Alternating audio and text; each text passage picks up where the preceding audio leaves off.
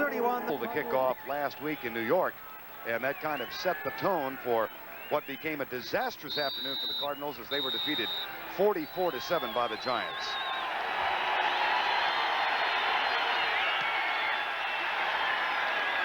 That's a fine kick by Zendejas. No chance of a return. Sikahema will take the touchback, and St. Louis, or rather Phoenix, will open at its own 20-yard line. Neil Lomax coming on. Back now, still hampered by the bad leg and an arthritic hip. 58% for the year, 19 touchdowns. And defensively, the Eagles will line up with Reggie White, Mike Phipps, Jerome Brown, and Clyde Simmons. The linebackers featuring Mike Reichenbach and Todd Bell, and the defensive secondary, Young, Allen, Hopkins, and Waters, rated dead last in the league in pass defense. First down and 10. And Lomax with a three-step drop, pumps, goes into the flat, and it is dropped. That might be ruled a lateral. It is, as a matter of fact. And that will be a loss of yardage back inside the 10-yard line, as Stump Mitchell could not hang on to it. Offensively for Phoenix, Lomax, Mitchell, and Farrell. J.T. Smith and Roy Green both having outstanding years, and Awalt is the tight end. The offensive line, Sharp, Pete, Kennard, Lance Smith, and the largest of the bunch, Tootie Robbins, at right tackle. That is a loss of 8. Loss of 12. And the ball on the 8-yard line, second down and 22.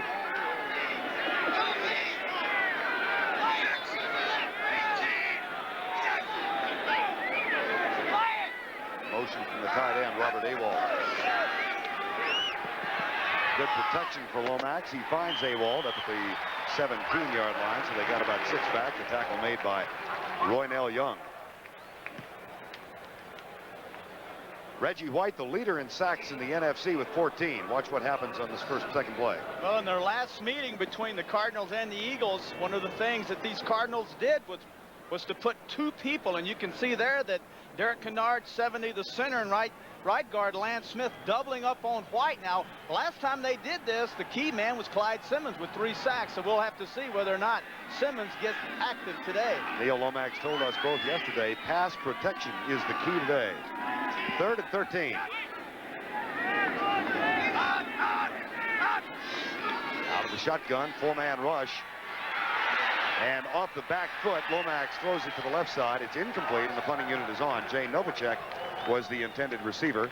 Mike Pitts putting the pressure on Neil Lomax. Now, this is a defensive lineman's dream, knowing that they're going to play against a quarterback that's got a bad knee, can't move around, didn't do a lot of moving around prior to the knee injury, Lomax that is. And another thing that we want to keep an eye on, Verne, today, let's watch and see whether or not the knee injury to Lomax prohibits them from using play-action passes. With that bad knee, I doubt very seriously they can do play-action. Greg Horn will kick it away to Mark Konechny. Nice and high, and a fair catch called by Konechny, who grabs it at the 39-yard line. And Randall Cunningham comes on after the 45-yard punt. Cunningham with a disastrous second half last week in the loss to the Redskins when he was only 4 of 15. And defensively, the Cardinals will line up against him with what is, in a sense, a 4-3.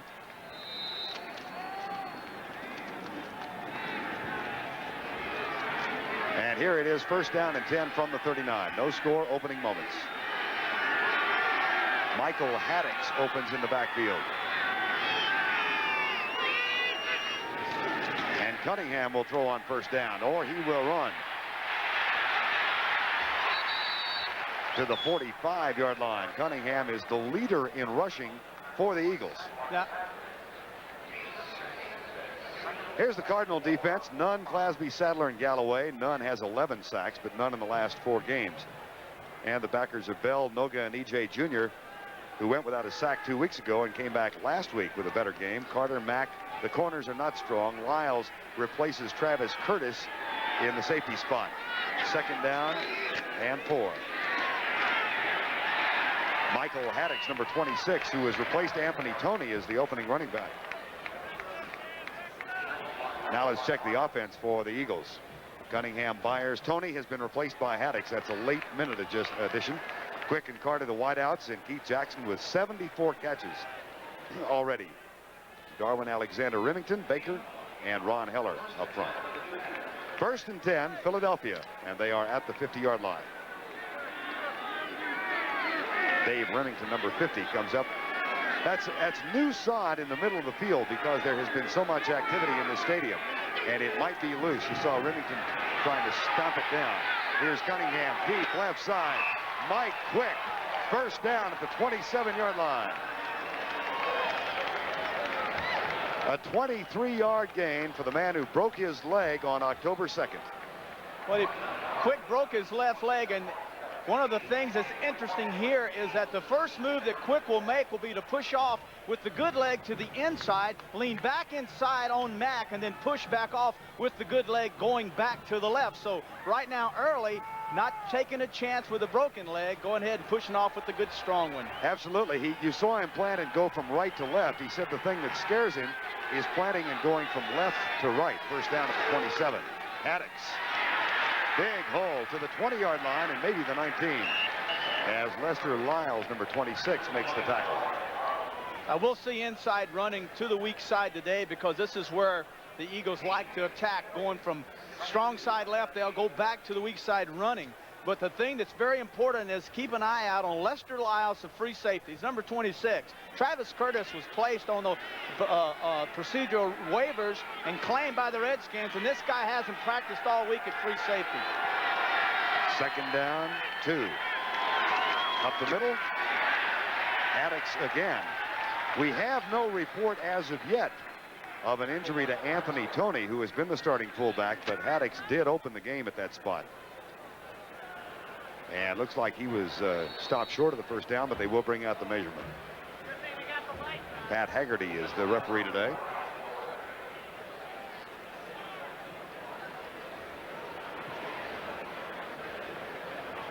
You know, one of the things that might happen with Lester Lyles at free safety is that this will take the Cardinals out of their blitzing scheme, because one of the things they'd like to do is bring both the strong and the weak safety blitzes against the Eagles. But now Lyles hasn't practiced all week, and so he hasn't got the repetition. So now that part of the game might be eliminated. We'll just have to wait and see. They brought Travis Curtis off the injured reserve, and there's Lester Lyles, who has taken his place.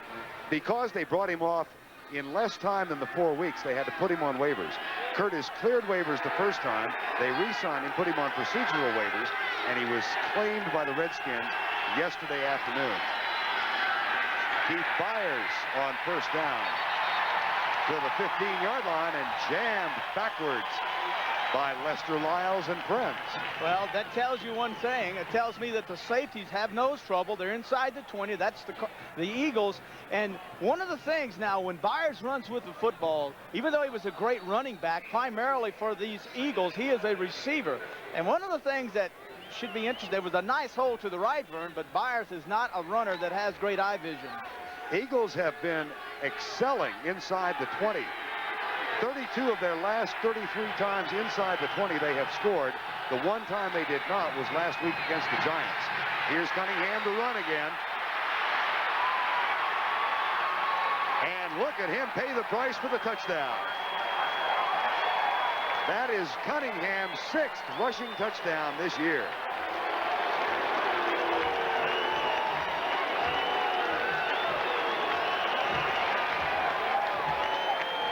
A lot of teams like to put a spy, a lineman, to stay in front of the quarterback and keep him from doing this.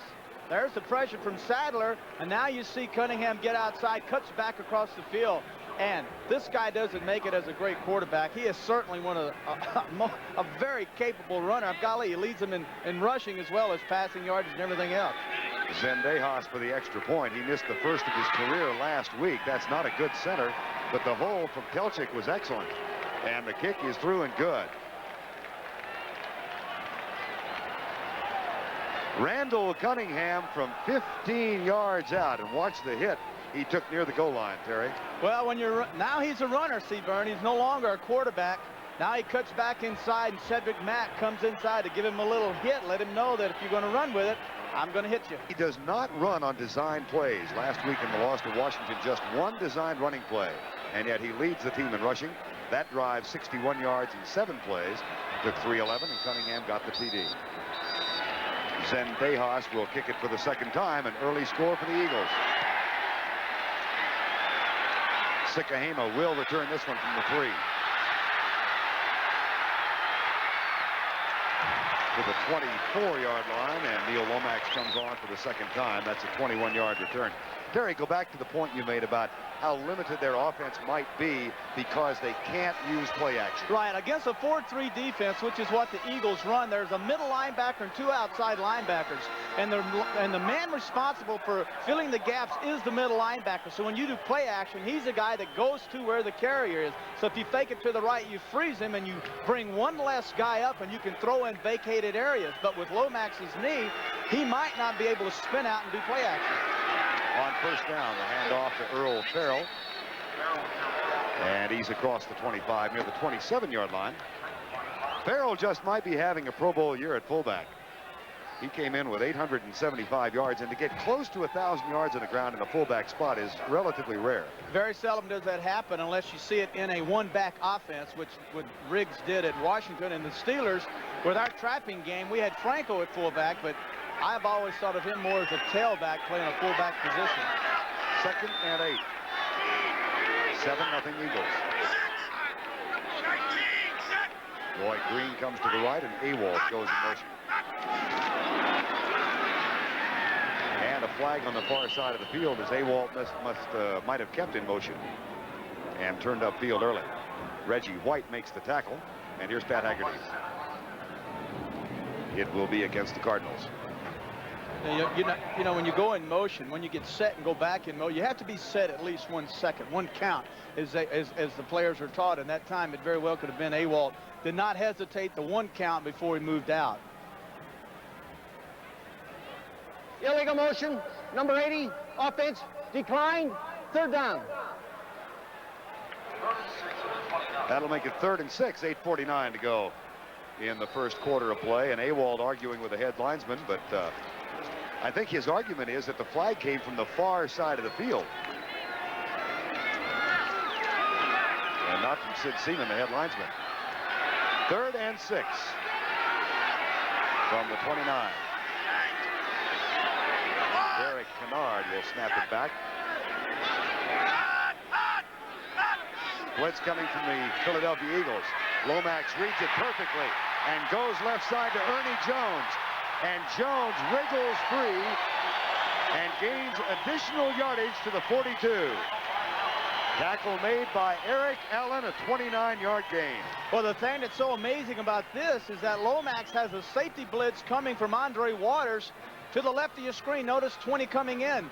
And then Lomax keys and goes away from the strong safety to the out end. Now, what I'm saying is amazing is that the receivers to the side of the safety blitz are normally the hot receivers, but this time a young man, Ernie Jones, did a fine job, excellent job by Lomax. Jones, a 7th-round draft choice out of Indiana, has been a cog at 3rd receiver this year. First down for the Cardinals. And they slip it inside once again as Earl Farrell may have fumbled the ball. Now the Eagles say they have it, and Haggerty says they have it.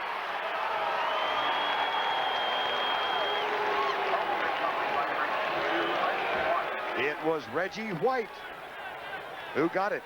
Well, last week, 3 fumbles by the Cardinals. Turnovers have killed these guys. 3 fumbles, 2 interceptions just last week. And once you get a drive moving, you got to hold on to that football. And this is just one of the things when we talked to Gene Stallings, he just said that we're killing ourselves. 19 turnovers in 3 football games is just hard to believe. I'm talking about 3 consecutive games. Sun Devil Stadium in Tempe, Arizona. Philadelphia leads by 7. Reggie White just recovered the fumble. And Randall Cunningham leads the Eagles up. A defensive change now for the Cardinals. Dave Galloway is out with a groin pull, and Rod Sadler is going to end. A fake reverse, and Byers has it. And he's on his horse. Foot race. And out of bounds, knocked there by Carl Carter at the 10-yard line.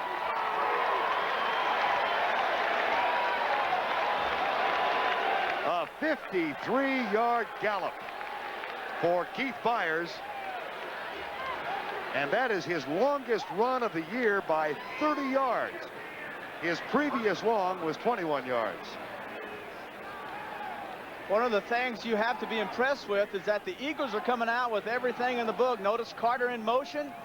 My golly, we've got ourselves a reverse. There's the fake. Good job there. Got our cameras. Now here's Byers. Back to play action. They go left side. And the handoff to Michael Haddix, number 26, who was knocked down for no gain. Verne, I want to go back and make this statement again because I think it's so important. With Lester Lyle starting at free safety once again, all the Cardinals are doing is playing simple little zones, and this is not Gene Stallings' idea of how to play defense. He wants to gamble. That was his idea of coming into this game, and that's why Travis Curtis being picked up by Washington is such a big issue, because Lyles now makes them play those soft, simple zones. Second down and 9. 7-0 already, Philadelphia, and they threaten. And the blitz is coming. Cunningham reads it and overthrows the receiver in the end zone. Flag is down. And if it's not interference, it may be defensive holding on Anthony Bell, number 55. Keith Jackson, the intended receiver, and here's Pat Haggerty. It will be defensive holding.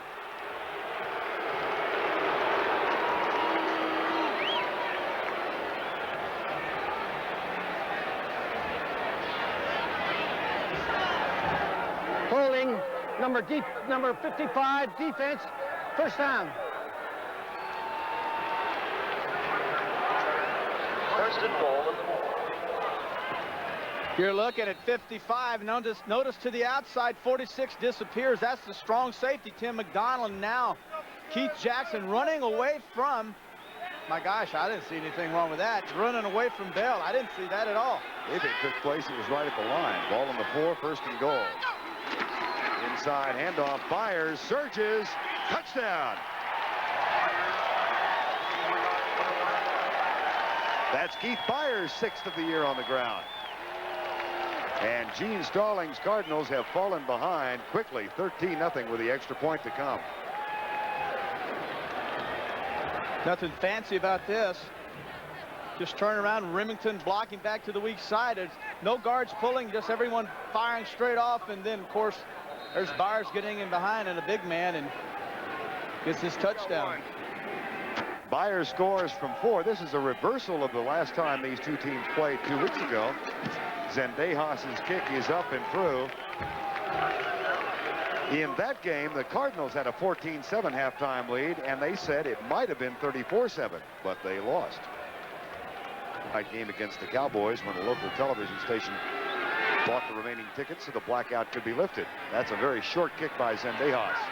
Sikahema comes right. And the Cardinals will open up their offense first and 10 at the 26-yard line.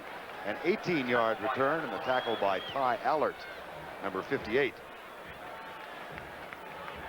You know, with this offense, the Cardinals run 14 points doesn't really, it wouldn't bother me at all because these guys can strike. And I've been keeping my eyes on Lomax, and he's moving around pretty good. He's planning, and one of the problems he's had with that knee, and it's his left knee, is that when he follows through, the leg gives away and the ball has been falling short.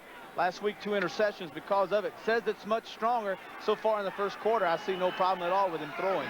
First and 10, Cardinals trailing 14-0 with 6.5 to go, first quarter. And again, the multi-motion as Awalt goes to the left side. Now Stump Mitchell fumbles again.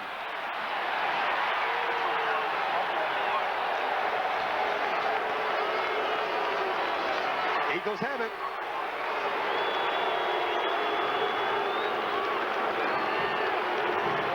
Let's watch it. Second fumble, first quarter. Reverse. We're going to see just a simple handoff. Mitchell coming off left guard, makes a little cut back to the left, and it looks like Pitt swings out with one hand, and the ball is gone. Mitchell dropped the ball about 4 yards behind him. Had a huge hole, got through there, and I believe someone got their hand on it and knocked the ball out. Clyde Simmons, number 96, recovers. Gene Stallings can't believe it. It's first and 10 from the 28-yard line. Byers out of the backfield in motion. And Cunningham retreats, pumps, and a sack. That is nothing new. That is the 55th time this year that the quarterbacks of the Eagles have been sacked, and Freddie Joe Nunn gets his first sack in the last month. Freddie Joe Nunn, left defensive end, same position as Reggie White. Will come, I'm going to circle there. That's him right there, folks. He's just simply going to come in. Come inside. One guy pushes him off. He splits. He splits both the right guard and the right tackle and makes the sack. Second down and 19. Cunningham back, blitz on. He goes deep. Big play, caught, touchdown. Chris Carter, 37 yards, and it is 20-0. Randall Cunningham said yesterday when Terry asked him how he'd improved, one of the things I now don't fear is a blitz. I don't fear the blitz. I welcome the blitz. Another thing that has helped his development, believe it or not, is when Mike Quick was injured with that broken leg, it forced Cunningham to start looking over the field and going to different receivers. And Chris Carter has emerged as a real threat for these Eagles. That is the 6th touchdown reception for Chris Carter this year.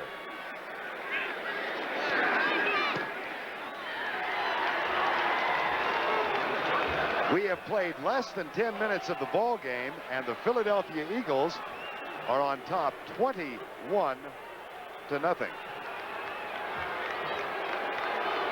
Chris Carter playing with a tight hamstring, but it didn't bother him then as he got open for the 37-yarder, and the Eagles have erupted.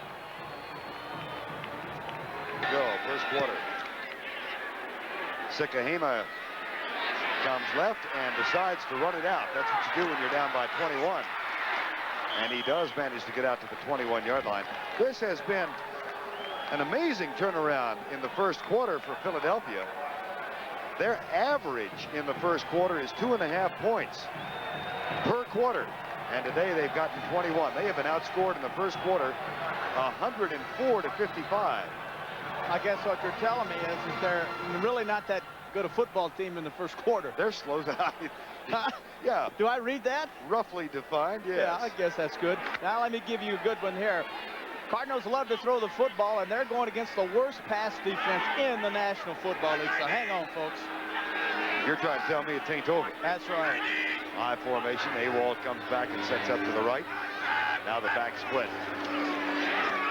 And Lomax comes right side. Roy Green makes the catch in front of Roynell Young. That is a Cardinal first down.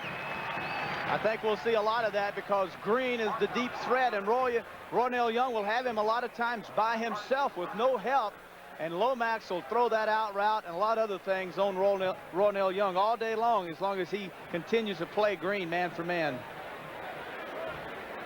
Jay Novacek comes in now for the Cardinals. 2 fumbles have resulted in 2 touchdowns. 2 Cardinal fumbles recovered by the Eagles in 2 touchdowns by Philadelphia.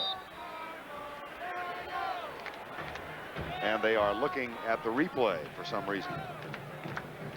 Replay official today is Cal Lepore.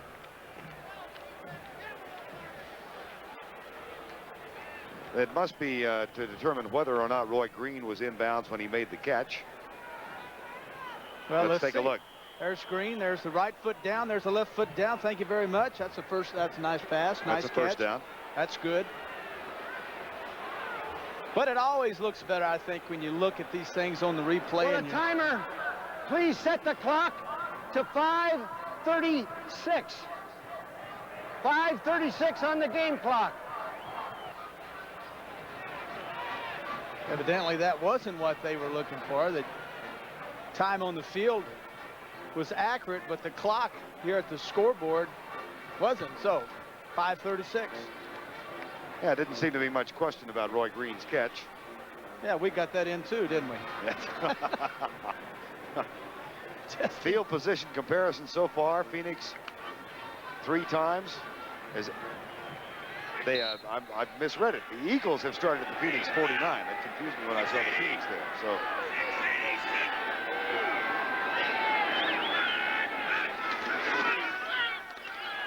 Lomax in trouble. Trying to show some agility and throws it left to Awald, who makes a catch. And another first down. And Seth Joyner makes the tackle. Oh, what a fine job by Lomax. Now, if you have any questions about his left knee, put them, just dispel it, because This guy showed me a little spin move, got outside. It was good pressure coming from his outside, but Tootie Robbins doing an excellent job on White. There's Lomax, gets out and does what he does best, throw the football. So again, the Cardinals moving the ball as Awald picks up the first down. They've got it at the 46-yard line. First down and 10, but trailing 21-0. 5:28 to go.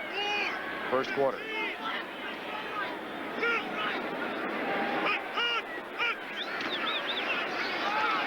Hand off to Earl Farrell for just a couple as he gets back barely across the line of scrimmage. You know, I'm amazed at all the moves that time, all the shifting that was going on by the Cardinals. 5 different shifts. Awalt gets up, goes back, gets up, goes back, moves out, lineman, receivers in motion, back up, back, and then they turn around and give it to Farrell for a 1-yard gain. You know, to me, that's a little confusing, or maybe it was designed to get 1 yard. I don't know. It may have been a 1-yard play. I know. It didn't seem the Eagles were confused. Reggie White lines up over Derek Kennard at center now for the second time in the first quarter. And Lomax, 3-step drop, goes left. Nice catch. Roy Green makes the grab on the left side, and he's to the Philadelphia 48-yard line in front of Eric Allen, number 21.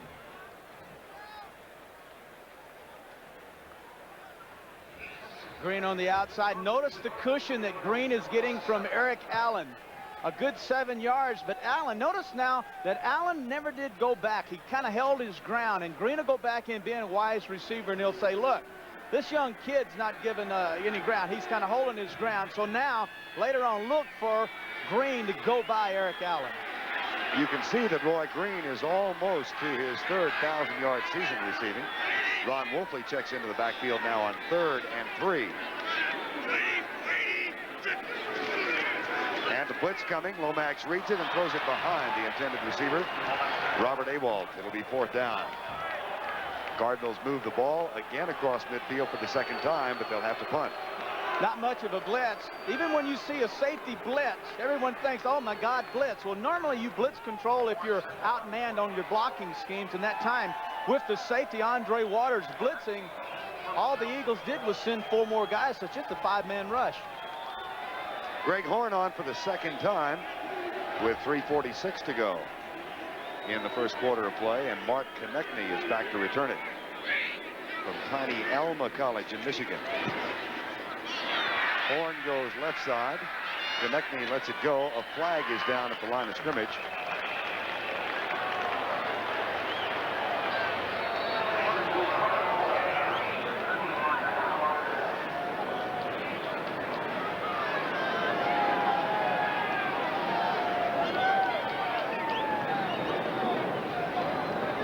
Ineligible man downfield on the kicking team. Ball was out of bounds at the 15-yard line, so the Eagles have the option.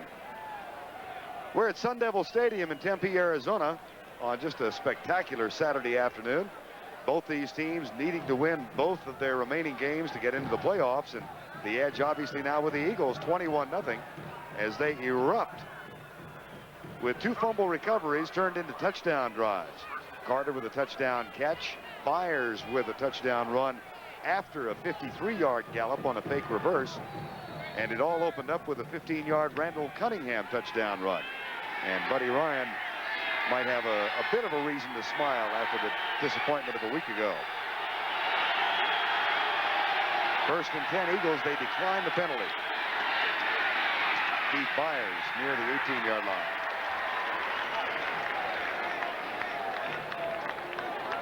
Philadelphia, of course, had a 4-game win streak and a 19-7 lead over the Redskins a week ago. They were up 19-10 with 9 minutes to go in the ball game. And when they lost and the Giants won, they fell 1 full game back of New York. So now, in order to win the division, they must win both of their remaining games, and the Giants must lose 1 of their remaining 2. 2nd and 7. Fumble.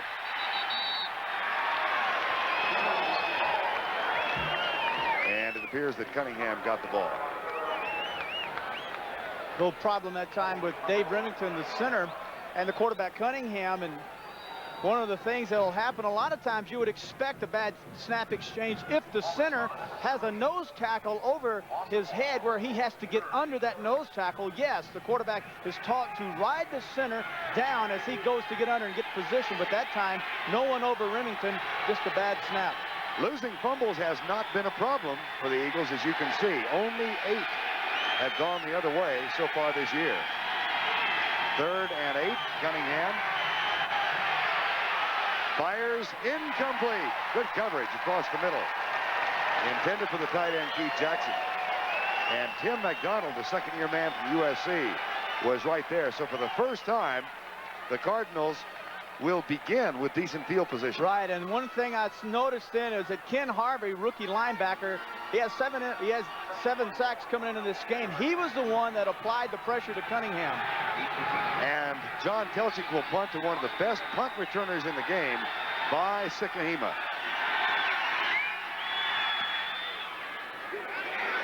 Nice and high.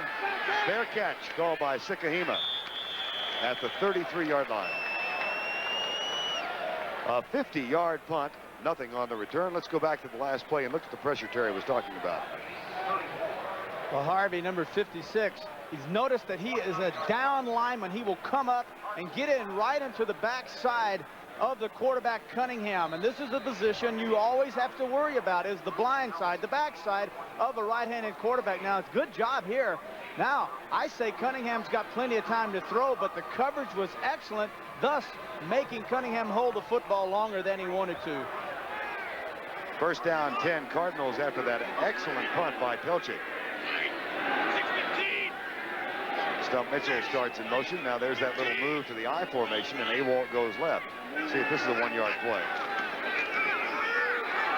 Nope, it's going to be a lot more than that. The toss to Mitchell, he's across the 41-yard line. Wes Hopkins, number 48, with the time. What's the purpose of all the motion, Terry? Well, the motion is just confusion. It's just to get the defenses to lose their keys, to mix up their keys, and then the snap of the ball, and they're not sure exactly what the formations are. Defenses are set up according to formations. And then the plays that are run off the formation, those come from the computer. And so you set your defenses up accordingly. But when those guys go back and forth, and you're going check, check, check, check, check, you don't know what the heck they're doing. That's a nice gain of 7. It's 2nd down and 3. There is Reggie White. Reverse to Roy Green. In trouble. And loses yardage back to the 36. That's the 4th time this year they've tried to use Roy Green on the reverse. And he's gained only 5 yards on the previous 3. And this is a loss as well. So the reverse to Green is one that hasn't been advantageous for the Cardinals.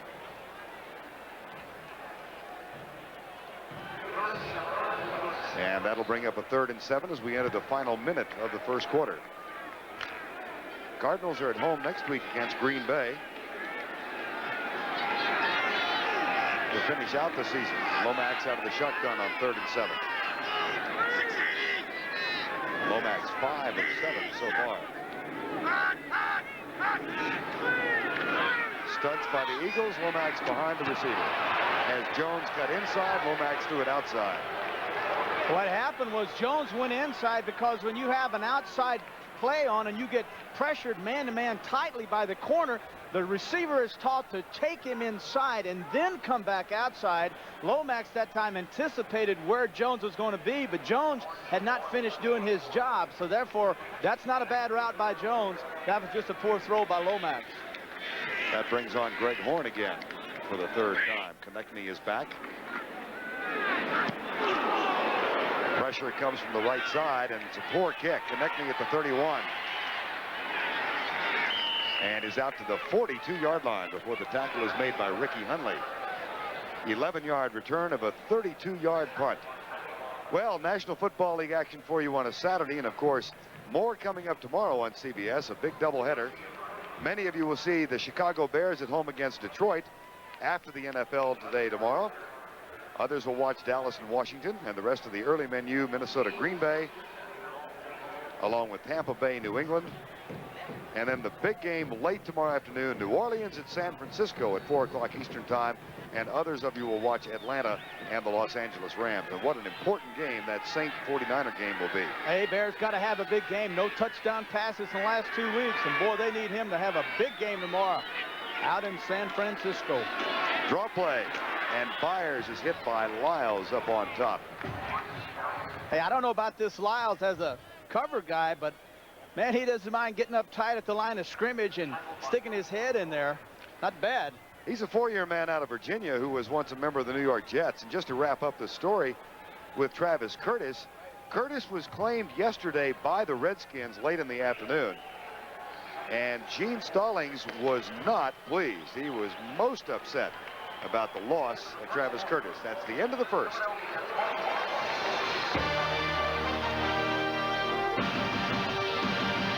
Seven in turnovers for the season, and Philadelphia at +14. Those figures now read +16 for the Eagles and -9 for the Cardinals.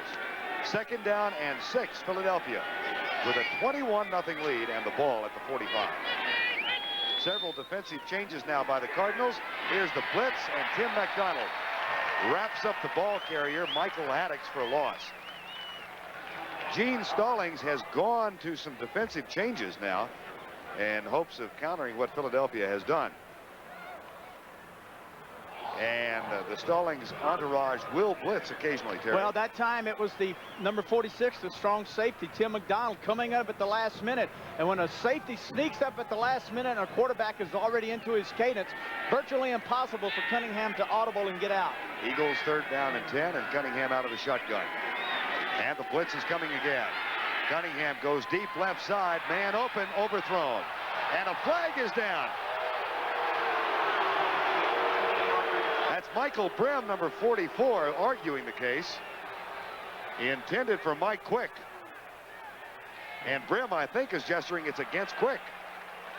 Brim is saying that Quick put his hands on him, so let's take a look and see. At the very end, there was a right hand that went up by Quick, but...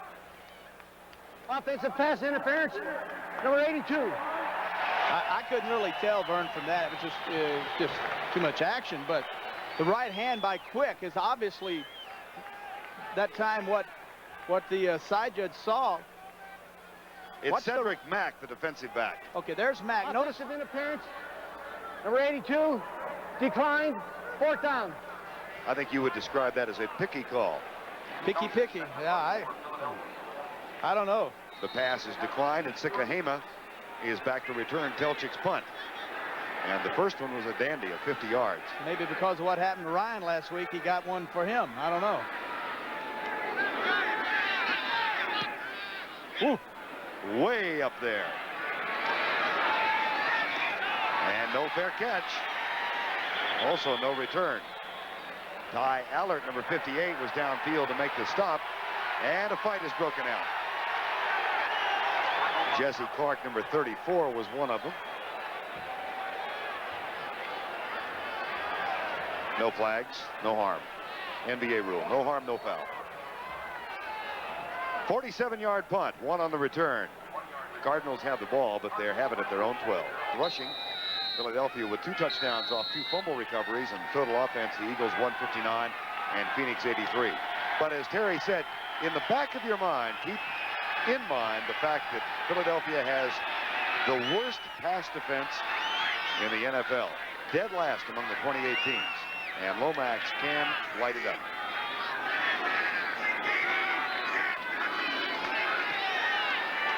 Not when he's sacked, though.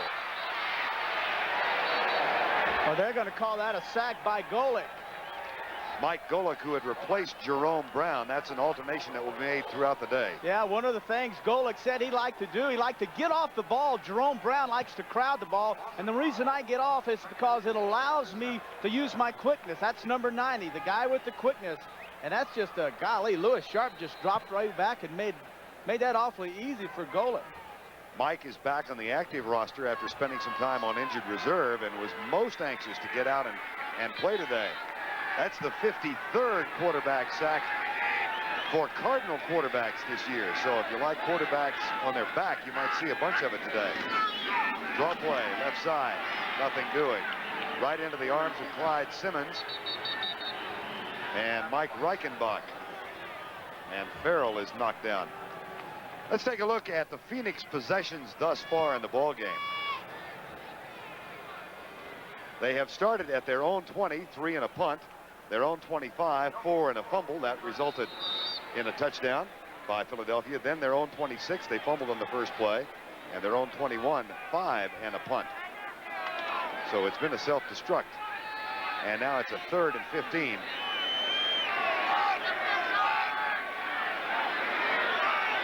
Ron Wolfley and Bai Sikahema join the lineup.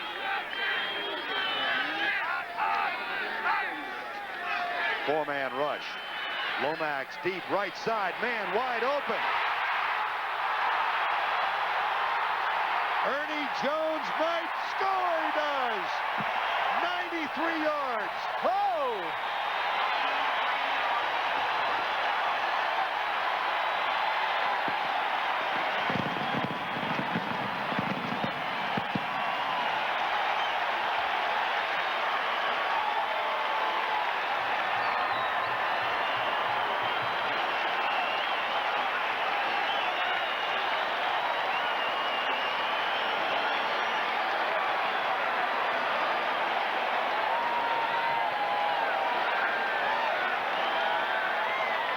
Been many longer. 93 yards.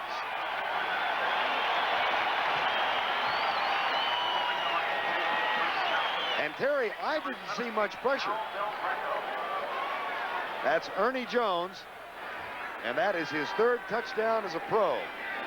Al Del Greco on for the extra point.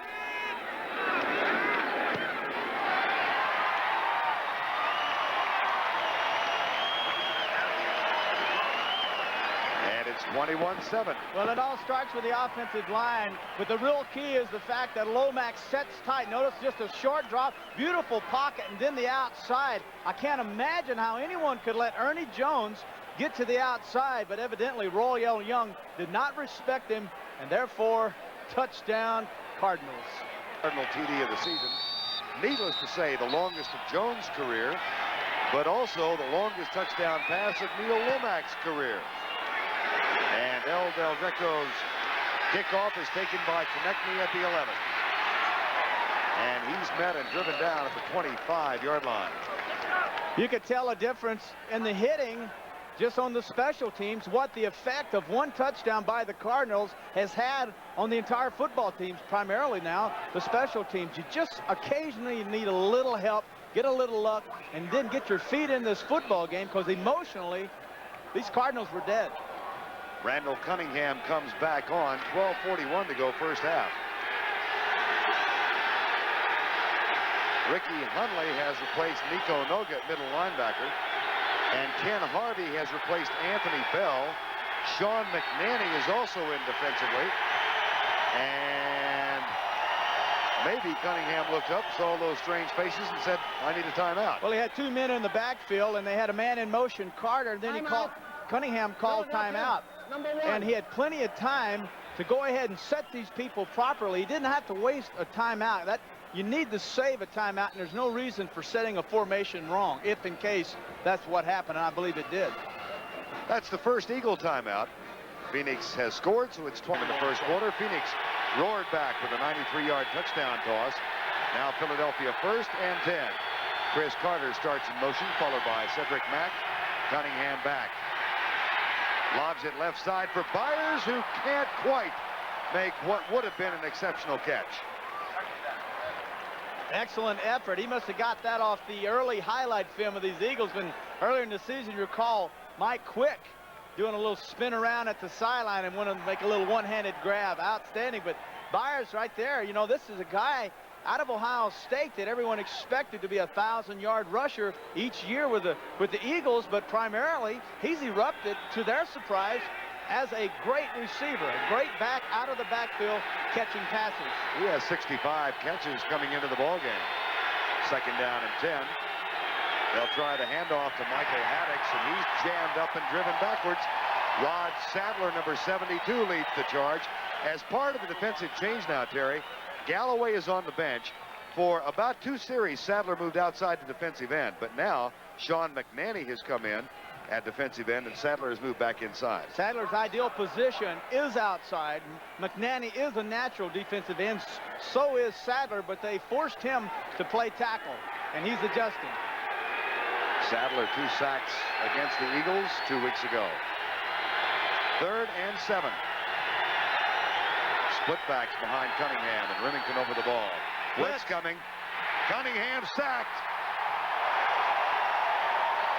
Tim McDonald,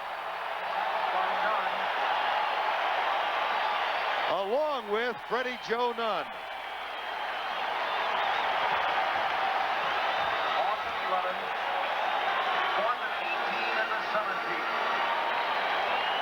Freddie Joe Nunn looking to the inside. Goes up, goes in, then on the outside, that's Dwayne Davis, 53, coming inside. But the real blow was 46 McDonald, who blitzed off the slot. Cunningham did not see it. They will give them a half a sack apiece on that one. Here's Telchik to Sikahema. Fair catch. Nice high punt by John Telchik, and another mini battle erupts as Neil Lomax trots on. And the waters are quieted. 11:32 to go, first half. It's 21-7, and the Cardinals have the ball at their own 45. 3 full games without registering a sack. They gave him a full sack on that last play. McDonald came in to complete the play, but Nunn with 2 today. 2 today. 11 coming in, gives him 13. 1 behind Reggie White, who's leading the league. 1st and 10 Cardinals. Play fake for the first time. And Lomax looks deep and settles short for Stump Mitchell. Out of the tackle. And that's good for a first down. A gain of 15. Jerome Brown makes the stop, but the first play action we've seen today. First play action, and now you got to think that the entire offensive game plan is in place. Lomax can now do play action. We know he can drop up in the pocket, but we question whether or not he could do play action, which is such a vital part of this Cardinal offense. Now he's done it. Now hang on. Mitchell with a 15-yard gain after Seth Joyner missed the tackle. First down for 40. And again, that multitude of motion. One more player to move. Toss left. Almost caught behind the line, and Mitchell does get back and gain 3 feet. See, the real key on pitches, and I want to explain this. You toss the ball out wide to a back to go wide when you're absolutely sure that the tight end can get around and hook block the man over him. If Awalt cannot get in that position, then it's the quarterback's responsibility to get out of that audible. That tells him that the ends are too wide, and so you audible the traps and go up inside the defensive end. How's that? I like it. Yeah. I understood it perfectly. Good. I hope so. If I keep hanging with you, I'm going to learn this game. 2nd down and 9. Ball on the 39. Still can't execute it, but I'll understand it. That's all right. Double tight end offense for the Cardinals. Roy Green starts right, comes back left. Blitz, and Lomax gets rid of it to Awalt. Nice job by Lomax. Lomax told us coming into this game that one thing he was going to have to do today is throw the football hard. He said, I cannot anticipate where my receivers are going to be because I have to make sure my men are open. Their defensive backs clamped so tight. I have to make sure he's open, and I have to throw the football harder. Interesting, that came out of a conversation about how much strength Lomax has and what percentage of that strength he normally uses, and not a lot. Not a lot. About 75% is about what he would use. That time he used about 85%. 3rd and 4, 21-7 the score. Eagles lead it. Lomax in the shotgun. Philadelphia bounces back. 4-man rush. Lomax delivers it on target. First down. Phoenix at the 26. Jay Novacek with a catch, and William Frizzell, number 33, with a tackle. One of the few teams in the National Football League that use their tight end as their 4th wide receiver. Novacek is not a blocker. He'll tell you, I cannot block, but I can run passes. one of the things the Cardinal offense does with their receivers is that they run and read the coverage and adjust their routes. Novacek saw his man off. He just turned around and ran a simple hook. 9 minutes to go. First half, 21-7, but a first down Cardinals. Philadelphia on top. Lomax pulls up, fires it out in the right flat. Oh! Earl Farrell, was he ruled down? Yes, he was. Had his knee on the ground. Haggerty will go over and check this one. See, this isn't college football, and you can get up and run, and whether or not the completion and the tackle, there's Farrell, there's the slip. He is not tackled. All that is a hand on him. He's up and running. That's not like a quarterback where he goes down with one leg and you touch him, he's down.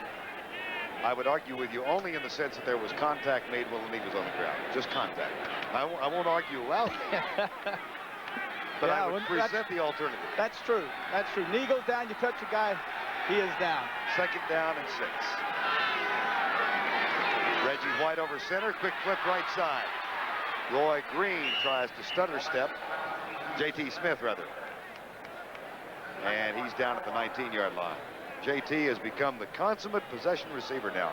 74 catches and only a modest 11-yard average, but boy, how necessary. Yeah, but his average is appropriate because the compliment here is that while Green is the deep threat, the other side, Smith, is the short intermediate route running receiver, and therefore a little 5-yard hitch, get him the football, but a perfect complement, a deep guy and a real route runner in J.T. Smith. 3rd and 3. Tootie Robbins, by the way, is in the locker room, the right tackle. And Ray Brown is taking his spot. Reggie White lines up over Derek Kennard at center. They try the draw play, and it doesn't work for much. Earl Farrell, tackled by Seth Joyner. And will it be Del Greco, or will they try to go for the... Oh, you got to go for it here. Think so? I think so, absolutely. One of the things the Cardinals do so well is crossing routes. And we have yet to see a crossing route. And when you're at a 3rd and 3 or 4, ideally you like to cross a tight end and a back. So I've not seen that, and they're going to go for it. When the only way you can get in the playoffs is win 2 games and pray for divine intervention. Absolutely. You go for it. Absolutely. And that is about the only way Phoenix can get in. They have a mathematical shot. They are 8 of 14 on 4th down conversions. This year it's 4th and 1. Right side, Wolfley. That should be enough. And that is one of the few times this year that Ron Wolfley has carried the ball. The spin by Lomax is to his right, which means he is spinning to his good leg, which makes this appropriate. That's one of those things you could look for in your scouting and say, well, if they're going to go for it, you would think that Lomax will have to go out to his right because that's his healthy leg. It is close enough to require a measurement, so the chain will be brought on.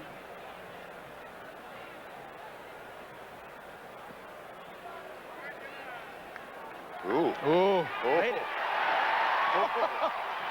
Well, we're about 195 yards away, so it's hard for us to tell. I've got a pigeon on my shoulder over here. You will not hear Terry and me say we're eyeballing it from this height. It's up here. But Wolfley gets the first down at the 15. 21-7, 6:35. You know you're high when the buzzards are eye level. 1st and 10. 21-7. Earl Farrell back in lineup. Again, Ray Brown replaced Tootie Robbins at right tackle. They test the middle. Farrell gets a couple. Jerome Brown makes the tackle. Excuse me, Verne. A lot of respect shown by, I was looking at the secondary coverage that time, and so many times you'll see teams gamble and play man-to-man coverage, and the last time these two teams met, that's all the entire Eagle team did was play man coverage. But they are aware of how quickly these Cardinals can strike, and we're seeing simple little zones. That time, no pressing by anyone, simple little zones. Jerome Brown playing with a fractured hand. Has hand the gap in. Farrell and Mitchell back in the lineup. Split behind Neil Lomax on 2nd and 8.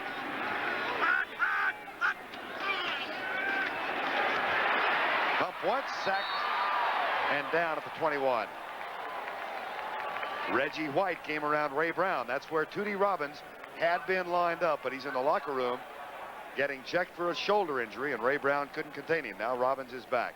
Well, that's a good sign for the Cardinals, having Tootie Robbins back, and Ray Brown got an education and found out how quick Reggie White is. One of the real interesting things is that White is a defensive left end coming to the face or the right side of a quarterback. Very easy for a quarterback to see him coming. Normally the great sacking defensive ends come from the left side or the blind side of a right-handed quarterback.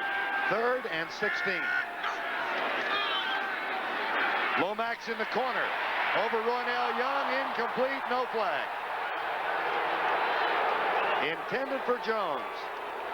And this time the Cardinals will settle for the field goal. Jones had gotten behind Roynell Young.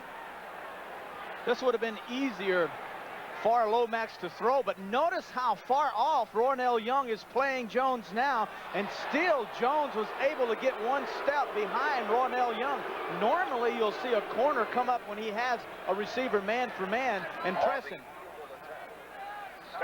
Al Del Greco from 38 yards out. He is not having a great year, 10 of 17. But his misses have all come from outside 40 yards. This is from 38. And he got it. A flag is down, so hold it right here. Whoops. Holding against the Cardinals. Looks like they called holding on the left guard, Todd Pete, because he's the one pitching the fit anyway. And if so, that will put Del Greco into dangerous territory. Well, to quote Gene Stallings, penalties and turnovers have killed us, and now it looks like the Cardinals. Number 24, offense. Ron Wolfley. Well, Wolfley's the one, but Pete was the one pitching the fit, so I kind of figured Pete was called for holding. Now the scene changes. For this season, Al Del Greco is 3 of 9 from outside 40 yards. And this one will be from 48 yards.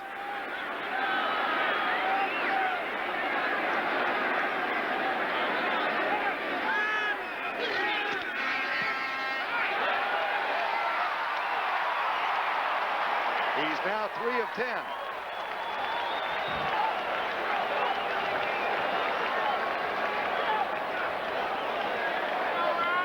Isn't it amazing what 5 yards can do to the psychic of a kicker? Because all he had to do was make the simple little extra swing. 10 yards. 10 yards. So it remains 21-7 with just under 5 minutes to go. NCAA basketball on CBS premieres next Saturday when the DePaul Blue Demons take on the Georgetown Hoyas. That's next Saturday, 3:45 Eastern on CBS, the home of the NCAA basketball championship. Toss to the right side, and Haddix breaks free. E.J. Jr. makes the tackle after the cutback play gets him out to the 37. Now, Terry, what does that do to the psyche of a ball club? You're fighting, you're down 21-0. You fight back, get the big play on the touchdown. Now you've at least got it back to 21-10, and boom. Well, it has a negative effect, but I believe the positive of it for the Cardinal offense is to say, hey, we are moving the football. Mistakes, yes, mistakes are costing us, but we are able to move the football on this team. So I think right now, no major effect. 2nd down and 2, Philadelphia. 4:18 to go, first half. They try Byers at right side, and he does not get the first down as he's knocked off his feet at the 40-yard line. Eagles started out scoring 21 points in the first 10 minutes of the game. But since then, they've gotten caught in the sand. 3 touchdowns on their first 3 possessions, 3 punts on the last 3. 21 points. 2 of those touchdown drives followed Cardinal fumbles.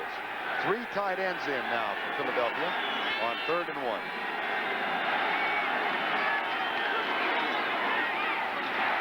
Did not get it. I do not believe. Haddix, the ball carrier. Lester Lyles complaining about a chop block at the line of scrimmage. I don't believe they got it either, Verne. 4th down. Ball's on the 40. Eagles had to go to the 41. Buddy Ryan in his third year, really disappointed, bitterly so last week, and walked off the field in search of the officials. Was talking about his problems with Philadelphia writers last week, and he said, one of the things I've learned about the NFL is the thrill of winning and the agony of reading about it the next day. By Sikahema, back to return the punt. John Telchik has been superb in the first half. And that's another fine punt. Fumble. Sikahema falls on it at the 13-yard line. That's a 46-yard punt for John Telchik. One of the things Vi Sikahema told Verne and I the other day was the different type of punts that come at him and how hard they are, and he ranked them according to their difficulty, and the hard ones to catch were when they came down and fluttered. And he says the secret is I look, I concentrate, and I try to square my shoulders up and put the football in between my shoulders. There's the wave. Now he's concentrating. Look at the concentration in the eyes, and then at the last minute he loses the football. And now, describing that punt, it was a low fluttering punt. Which is one of the most difficult. Yes. Reggie White again lines up over center. He's got Golick to his right, Mike Pitts to his left. Out of the shotgun, Lomax delivers a drop by J.T. Smith, who had at least 6 yards.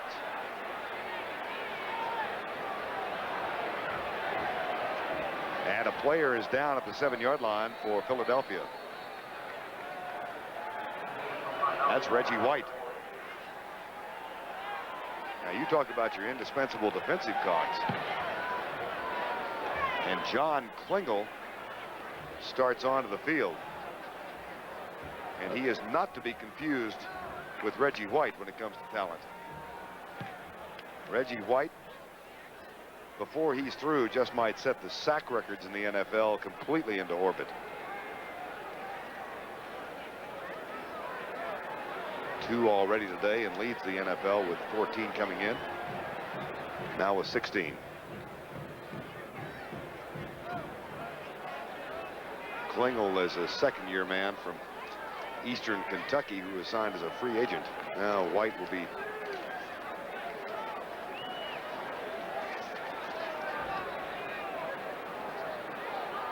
assisted. I'm not sure what the problem is. Buddy Ryan is not certain either. Don't forget, coming up at halftime, it's Brent Irvin Dick with scores and highlights from the National Football League and from college football. That's just a couple of minutes from now. Back to our New York studios, Brent Irvin Dick. And Reggie White is walking off by himself. Small contingent of Philadelphia fans are here. Eagles, by the way, are not going home after this game. They will stay in the Phoenix area and then work out here all next week and finish the regular season at Dallas next week. Buddy Ryan said he made those plans because he assumed about a month or so ago they'd be in the playoffs, and he wanted to work his players hard in the sun of Arizona. Now the playoffs are only a possibility. 2nd down and 10. Blitz. Lomax with good protection, incomplete. And he had Roy Green open and couldn't connect. Roy Green coming on a crossing pattern with Bizzle Jenkins trailing, and this is the routes that the Cardinals like to run are crossing patterns. And when you have the speed of a Green and a young defensive back in Jenkins trailing, that was the ideal situation for Lomax that time. Green had the open area. Lomax just missed him. 3rd down and 10. And again out of the shotgun. 4-man front by Philadelphia. 5-man rush. Joyner coming in the blitz. They got him. Give the man one play to rest and then send him back in and sick him on Lomax. Maybe White pulled the old sucker play. Number 92 goes out for one play. This is just a plain old straight bull rush, and he gets around Kennard. Kennard doing a nice job of holding him to no avail, and still White gets in there. And one of the things they fear about White more than anything is not so much his strength as a bull rusher, but his quickness. And that time we saw the strength of White. That will bring on Greg Horn from precarious position. Brazil comes after the ball and just misses. Konechny has it bounce in front of him and has to let it go. And that, under the circumstances, was a terrific punt by Greg Horn. We're at the 2-minute warning. A 46-yard punt for the Cardinals. Eagles have it back, leading 21-7. First and 10. 1:59 to go, first half. Eagles have yet to turn it over in the ball game, and they lead 21-7. Handoff Byers, sweep left with Alexander in front. And Byers is filled at the 43-yard line by Tim McDonald. Again, a lot of defensive changes made after that 21-point eruption as McNanny came in. Ricky Hundley has played for Nico Noga at middle linebacker and Ken Harvey at the outside. Now without the huddle, here come the Eagles again. Second and 6. 4-man rush by the Cardinals. Ball overthrown left side. Cunningham not having ever since the first series where we saw him sharp. He's now 2 for 6, I believe, or 2 for 7 in the first half, and has not played well. Last week he had a good first half and then a very poor second half, and after the way he started earlier today, I thought we might see one of those big games. Of course, it's still early. Take a look at what's happened in the first quarter and the second quarter for Philadelphia. -1 in the second quarter, and of course the Eagles got 93 of those 132 on a pass to Ernie Jones. 3 wide receivers set now on 3rd and 6. 1:29 to go. Cunningham rolls right and then delivers the ball for Quick, incomplete. Mike Quick on a crossing pattern, followed by Cedric Mack. And a nice defensive job. Really, you saw a good example of the one-man assigned to Cunningham that time, containing him from getting outside and running. Well, that's called the old spy routine. A lot of teams in a situation that's 3rd and long will take a lineman, sometimes even a back, and put him and mirror the quarterback Cunningham. Wherever Cunningham goes, that individual follows. John Telchik back for the 5th time, and Sikahima. That's not a good punt, but a fair catch has to be called by Sikahima, and he downs the ball at the 22-yard line. 34-yard punt. Reggie White, of course, lines up in a variety of positions along that defensive line. The Eagles will move White from his normal left defensive end position, and then they'll move him inside and play tackle. And normally, the positions that he goes to, and there you see him over the center in the Eagle defense, that's the old Bear 46. But the theory is this: they will place White at his most advantageous position where they think he can beat the guy in front of him. And in other words, if White's over you and you're a down lineman, they don't think you're that good. First down and 10. Lomax right side, man wide open, J.T. Smith. And he's got a Cardinal first down. Still 1:09 to go in the half. And the Cardinals have all 3 of their timeouts remaining. They fell behind 21-0 in the first 10 minutes of the ball game. This is a football team you can't relax. You just got to say to yourself as a defense, don't give up the big play, because these Cardinals are all over this football field with their receivers. Hey, talk to the San Francisco 49ers about giving up here. They were up 23-0 in their ball game. Phoenix came back to win it 24-23. First down and 10. Lomax looks deep, goes short, crossing pattern. And hustling out of bounds is Jay Novacek with Seth Joyner draped on his back. Oh, what a great job by the read of Lomax, finding the perfect receiver. Novacek will come right to left. Notice now 81 is green as they cross. They are extremely close together, building in a pick, natural pick. And then Lomax picks out the receiver that does not have a defensive back chasing him. That time it was Novacek. 8 times this year, the Eagles have given up more than 300 yards in a game passing. Already, the Cardinals have 223. Draw play. Farrell, nothing. And among those who disagreed with that play was Terry Bradshaw. Right. Why run a draw play? I know you have 3 timeouts, the Cardinals do, but why run a draw play when you're trying to throw the football down the field and you've got a quarterback that appears to play extremely healthy, and that's Lomax. On 2nd and 9, Lomax across the middle to Smith, short of the first down. And they will call timeout to kill the clock with 41 seconds to go. So the Cardinals have two rushers right in the middle of the field. Third and officially one now. Blitz again. Lomax goes right. Ernie Jones up around the neck with the tackle. First down, Cardinals. Roynell Young got him. But that stops the clock with 36 seconds to go. That took, it took about 2.5 seconds, and that's a 5-yard gain. And the Cardinals are excellent at that now. What will happen, Verne, is if the Eagle defensive backs come up now and press the wide receivers, you'll see an automatic built-in route, which is the fade. And boy, is Lomax and these receivers good at it. The other day in practice, all they did for 30 minutes was work on fade passes. First down from the 35. Duty Robbins back in the lineup at right tackle. Lomax comes left to Green. He's got a first down at the 18, and the Cardinals call timeout with 27 seconds left.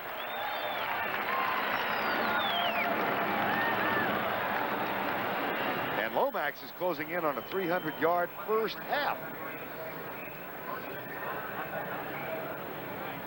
Cliff Stout said that one of the things about Lomax is at the end of the game, you'll go into the locker room and you'll say to yourself, you know, Neil didn't really have particularly a good game. And then you'll find out he's 32 for 45 and 410 yards. And that is exactly what's happening today. Right now, Lomax is 16 of 22, 255 yards. And you sit here and you go, well, that's not all that impressive. But, you know, I never had numbers like that when I played. It's amazing. No, but you had 4 rings. Yeah, but that counted for something. Sometimes, you know, 16 for 22's, is it better than 4 rings? Of course not. But what I'm trying to say is the man's having a whale of a first half. Yes, he is. And again, playing on a gimpy leg. He's got an arthritic hip and a partially torn ligament. Medial collateral ligament, but he told us that they check it each week and that it is healing, and that this week it's felt better than of course it felt last week. And so here he is playing, having a whale of a first half. 27 seconds to go. First and 10 Cardinals. They trail 21-7. 4 wide receiver set. Novacek is 1 of the 4. Blitz. Max blitz. Lomax reads it. Timing pattern. Went for Green. Held up by Izell Jenkins. It'll be second down. They had to blitz that time, and Lomax did not have enough time to anticipate where Green was going. He had to get rid of the football. And when these defensive backs of the Eagles blitz, 2 people have to see it, not the offensive lineman, but the receiver and the quarterback. Lomax saw it that time. Green didn't. Second and 10, 23 seconds remaining.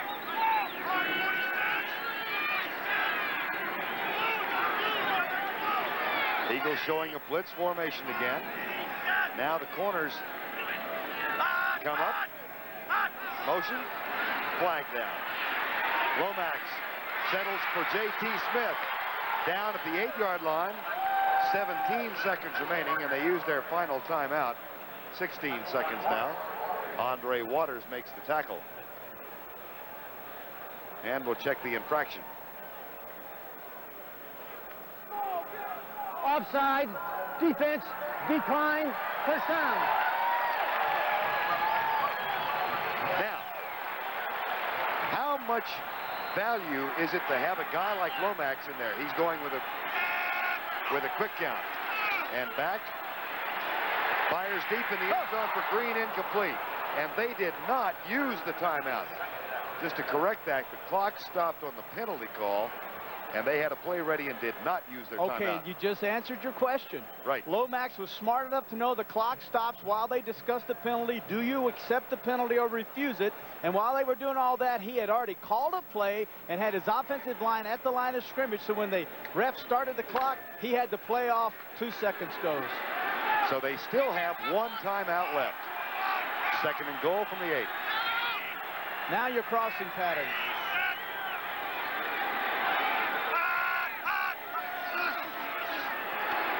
There it is. Ernie Jones down at the 1, and the Cardinals use the final timeout. 4 seconds left.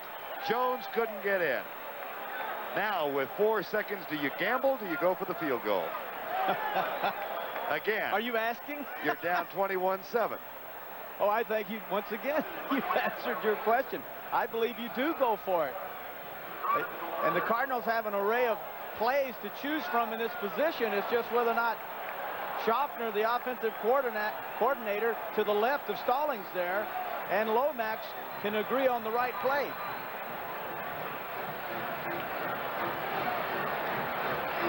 Watch the crossing route on the last play that got them to the 1. It's pretty simple. To the outside is Jones, 86, in the slot. Notice that Novacek goes to the outside. He clears the inside and then allows for the quick slant. Actually, that time, that was Ernie Jones on a quick slant. No crossing route. It was a crossing pattern, which is really just a quick slant by Jones. Lomax had to read it, but he did a fine job. If there was one problem, Jones being young, he tried to get into the end zone and could have saved maybe 1 or 2 more seconds. Coming up at halftime, Brent, Irv, and Dick scores and highlights both the other NFL game and college games today. That's just 4 seconds away. 4 seconds. Oh. 3rd and goal. 15th play since the 2-minute warning.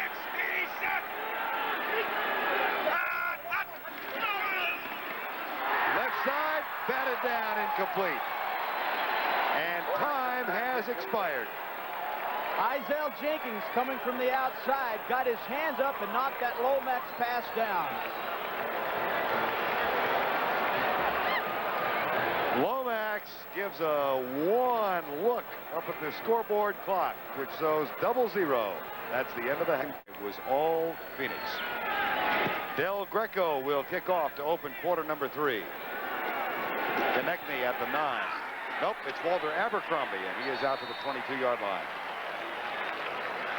And as Randall Cunningham comes back on, take a look at how ineffective the Eagle offense became in the second quarter. 153 yards in quarter number 1 for the Eagles. 1 yard total offense in quarter number 2. And for Phoenix, 83 to 190. Passing yards, zip for the Eagles in quarter number 2. 205 for Phoenix. But it's still 21-7. Cunningham with a modest 2 of 7 for 60 yards, and Keith Jackson has yet to catch a pass. That one's left and incomplete, and Cunningham is now 2 out of 8.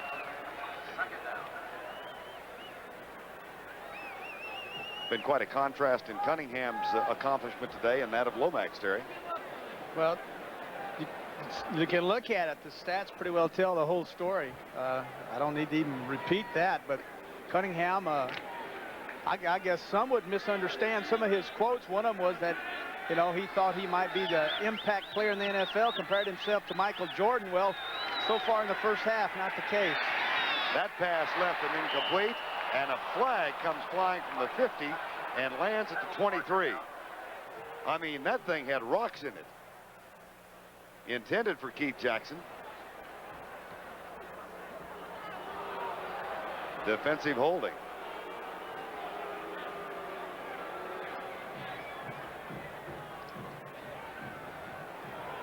Holding, defense, number 55, first down. Anthony Bell is the guilty party. Right. The flag thrown by the field judge was right at what appeared to be the tight end Jackson on a crossing route, and Bell for the second time called for holding in this game. First down, 10, Philadelphia. 21-7 they lead. Toss, Michael Haddix goes left and doesn't get anything. Again, he's playing for Anthony Toney, who pulled up lame in the warm-ups and has not played it down. Freddie Joe Nunn makes the tackle then. Buddy Ryan said that Cunningham's our horse, and we saddle him up before every football game and ride him to victory. And this football game, sometimes when that horse is not exactly performing the way he should, someone else has to come to the front. And the Eagles have lived by Cunningham's heroics, and they're going to need someone else to pick up the slack. Cunningham has missed his last 6 passes.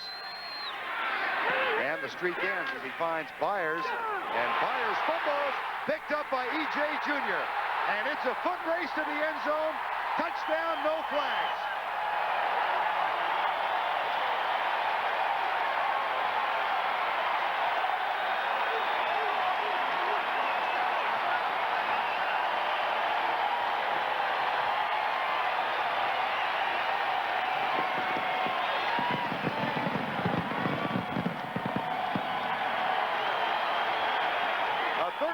6-yard fumble return. Cunningham, eyes left, looking for blitz, turns around and picks up a wide open Byers. Now the hit by Nico Noga, 57, knocks the ball loose along with a little help of Lester Lyles. And now E.J. Jr. scoops it up and goes the distance.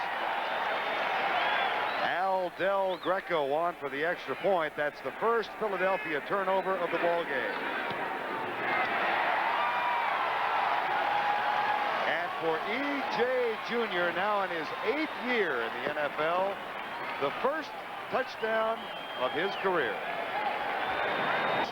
And now in the opening series of quarter number 3, E.J. Jr. 36 yards, fumble return for a TD. It's 21-14. Al Del Greco, short kick, taken by Abercrombie. And the former Pittsburgh star is all the way out to the 37. Go back and watch Keith Byers as he makes the catch on the pass from Randall Cunningham, and then the hit he took from Noga and Lester Lyles. There's the shot.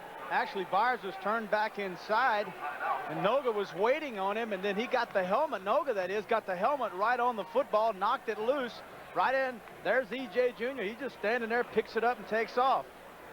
Then Del Greco comes on for the extra point, and here is Keith Byers on the sidelines.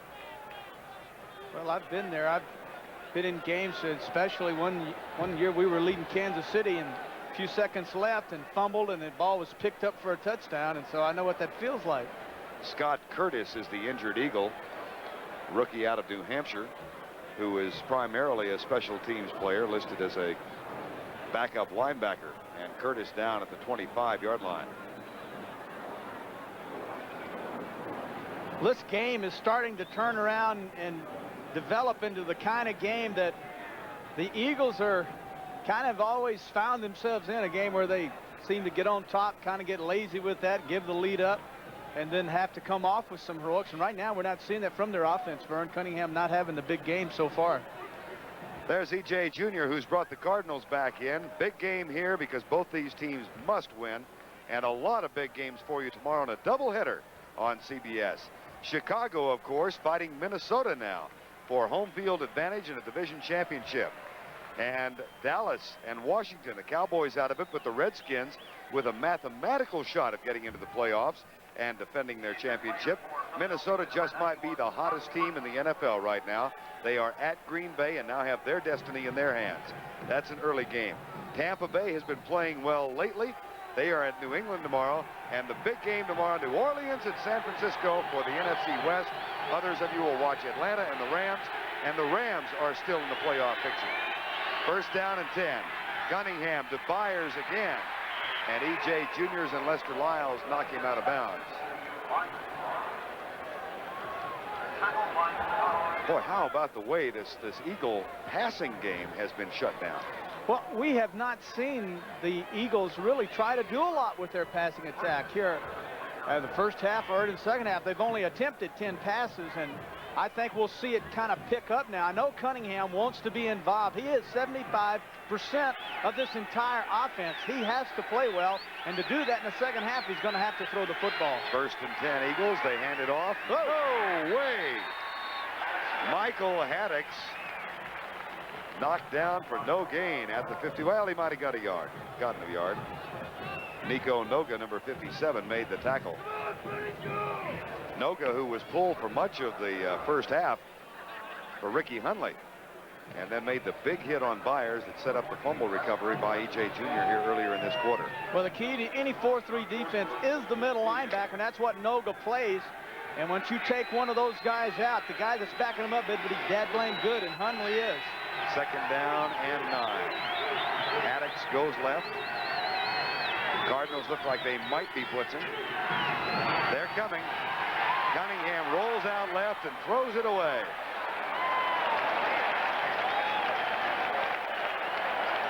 Randall Cunningham is 4 of 11.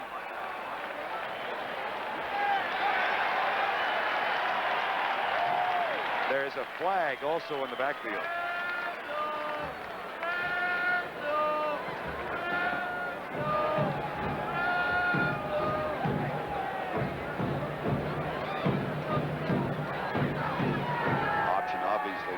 Cardinals.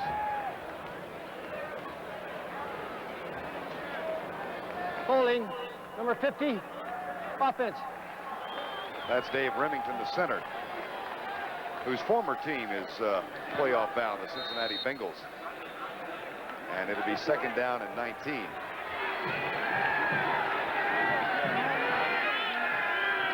Buddy Ryan's team last week seemingly in control. All they had to do was win their final 3 and win the division. Now they need help, and they're holding on here to a 7-point lead. Cunningham left, caught, short of the first down.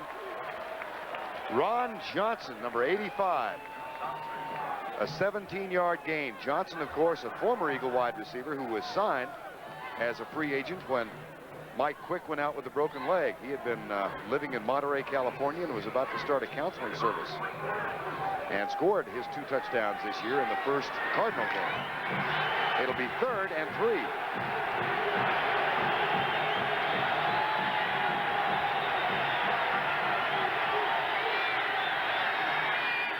Blitz. Cunningham off balance. Dropped. Byers had gotten behind E.J. Jr. and should have had the ball. E.J. Jr. never saw the football.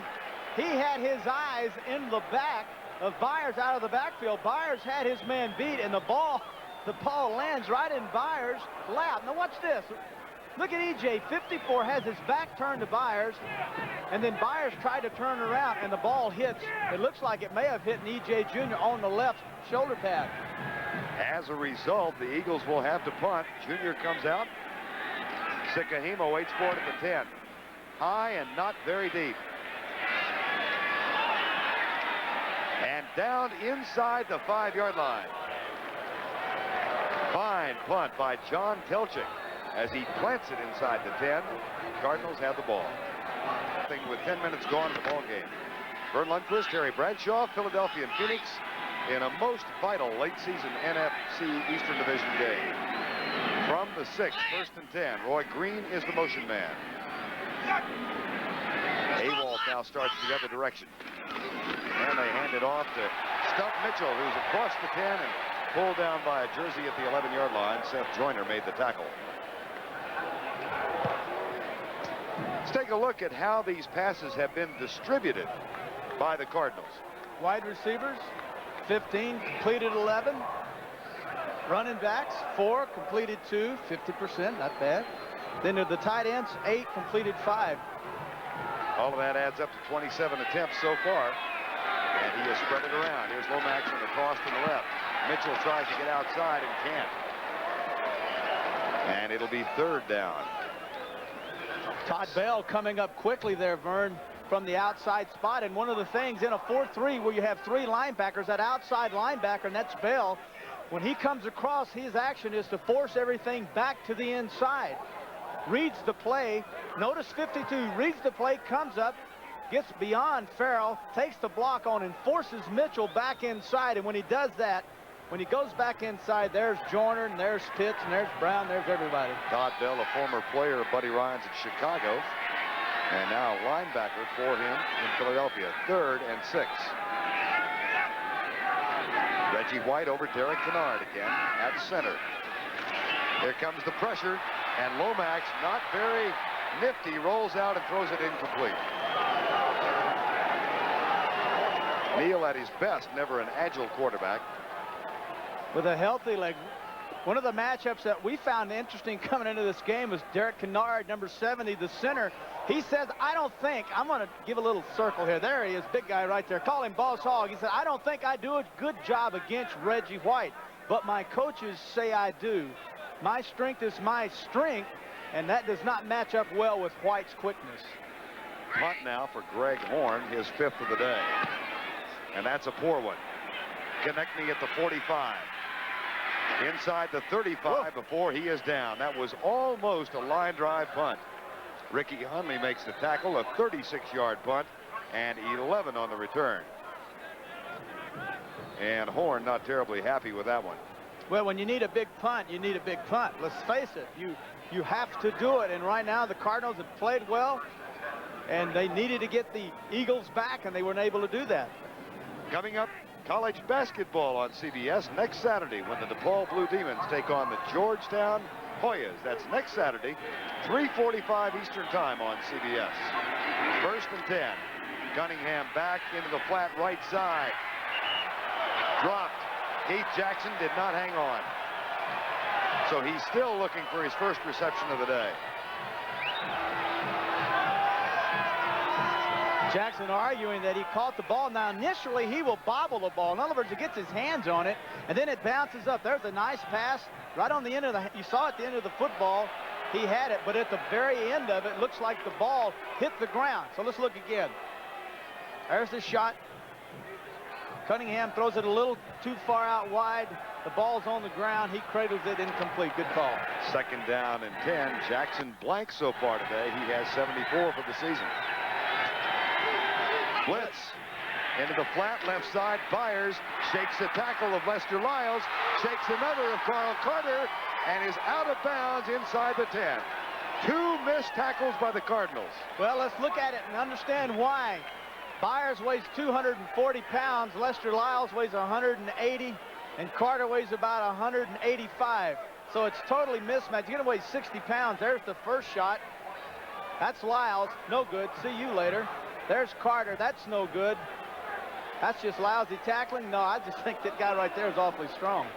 Gain of 26 yards and a 1st and goal at the 8. Keith Byers. Third catch of the day. 1st and goal. They'll try Byers on the ground for 2 down to the 6-yard line. And Byers now with 8 carries for 73 yards. 53 of those came on 1 run. Now, one of the things a quarterback looks for in this situation is blitzes. And one of the very important keys, Verne, is to put your eyes on the free safety. If he cheats over the center and gets on the guard side, that'll tell the quarterback that it's a blitz. So right now, Cunningham wants to make sure he doesn't get trapped. He will key that weak safety and find out where he is. And the weak safety is 26, Lester Lyles. That's who Cunningham is looking at.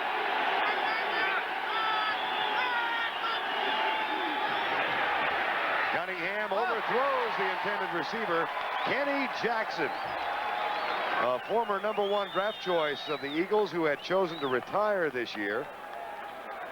Matter of fact, Ted Plum, when he heard that Jackson was thinking of retiring, went and met with him at his restaurant, which he owns in Philadelphia, and they had a chat for 4 hours at Kenny Jackson's restaurant. There's the restaurant owner, and Kenny Jackson, who graduated with Penn State with honors, has gone into business, and said, Plum told us, Terry, that at the end of the 4 hours, he was going to try and talk him back into playing.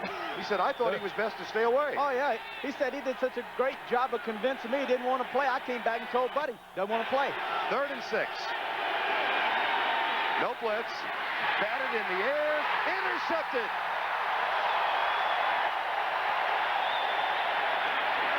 Wayne Davis tipped it. Lester Lyles grabs it. There's that free safety.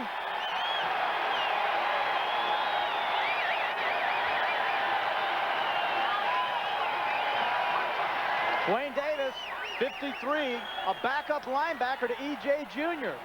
He's mirroring the back out of the backfield. He leans over, gets up, tips the ball, and there's 26, Lester Lyles, a guy who's starting after Travis Curtis was picked up on waivers by the Redskins. Lester Lyles, a man on the spot, and a big play now to blunt a Philadelphia drive. The deflection by Wayne Davis to give the Cardinals new life with a 1st down and the football at the 20. Reggie White over center. He'll battle with Derek Kennard again. Lomax will throw on 1st down. Across the middle, caught. Awald surges to his left and has a 1st down at the 33. Andre Waters with the tackle. This is a tight end I know you really like. I like this guy a lot. He reminds me so much of Bavaro. And if you get down on the field and get next to him, look at this, 6'5", 248. I mean, it's obvious this man has lifted some weights in his lifetime. Big, fine tight end. The tight ends for these Cardinals, boy, Novacek and Awald together, outstanding tandem. 1st down and 10. Cardinals, 21-14. Philadelphia leads it. again, that formation we've seen so often today. All of that for a handoff on the left side and a 2-yard gain. Gee, I know one thing. That's the prettiest formation I've ever laid my eyes on. That thing is so well designed, and it's got everyone running everywhere. But for the life of me, why not play action off of that now? We know Neal can do a play action, so let's see some play action, because those 1-yard gains don't make any sense. There's one guy. Move. There it is. There's Stump. He's at the eye back. There's Awalt. He goes from right side to left side. Oh, there goes Farrell out to the left. He's getting a start for the block, and then that gets 2 yards. 2nd down and 6. I'm just not smart enough for this. Green in motion. Awalt backs off, says something to Green. Now he starts in motion. It does have a symmetry to it, though. And Green catches the pass out at the 40-yard line and is popped in the back by Roynell Young. Are you an advocate of motion offenses, though? Well, we did not run motion offense in Pittsburgh, and so I never did have the opportunity to do it. So I don't know. I like to watch it. I think it's pretty, and I do think it's extremely effective. And Schaffner is the genius behind this, and I think he is one of the finest offensive coordinators in the National Football League. That's my opinion, but I love it. I like what it does to defenses, but I never used it. It'll be a 3rd down for the Cardinals now at their own 40. 3rd and 1. They trail 21-14, 6:50 to go, 3rd quarter. Mark Walzak in as an extra tight end. And the handoff to Ron Wolfley. That will be close for the 1st down at the 43. Looked like he might have it. William Frizzell makes the tackle, number 33. Wolfley's 2nd carry of the ball game, and he doesn't carry very many times. 1st down. Well, we've said this, and we'll say it again. This is the number 2 ranked offense in the National Football League, 2nd against passing it. That's these Cardinals going up against the very worst defense in the National Football League, and that's the Eagles. Eagles give up 260 yards on an average per game passing. Here's Lomax, and it's tipped away. Flag is thrown, I think, on Reichenbach. Awalt, the intended receiver, and Mike Reichenbach over the back. And if that's the call, that'll be a 1st down. So many times a middle linebacker will chase a tight end crossing the field. There it is. And then that tight end will give that move and then go back to the outside and catch that middle linebacker out of position, and they will just accidentally put their hands on him, kind of like saying, whoa, you got me. Holding. Defense, number 55. 1st down. Holding instead of interference. Right, this is Awalt. This is Reichenbach, 55. Awalt takes the inside, but notice the lean to the inside, now to the outside, and now you see Reichenbach come over the top. Actually had his hands on him prior to that. So that's a good call. 1st and 10 at the 49. Green in motion. And Awalt starts back to the other side. Now they hand it off to Stump Mitchell, and he's down at the 50-yard line. Tackle made by Mike Pitts, number 74.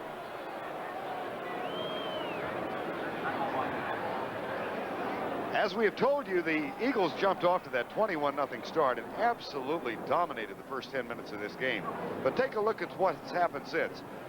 Philadelphia was 6 first downs in the 1st quarter to 2 for Phoenix, and the Cardinals have 13-5 since that point.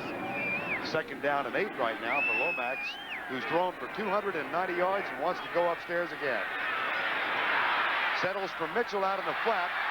He's got a little maneuvering room, but he picks up only a yard as Reichenbach and Roynell Young team up on the tackle. But if you were with us in the first 8.5, 9 minutes of this ball game, it looked like it would be no contest. And then the Cardinals fought back in quarter number 2, despite getting only the 7 points. Tootie Robbins back out now, and Ray Brown has taken his spot. Robbins went to the locker room for a shoulder injury in the 1st half, and now appears to have a thigh muscle problem.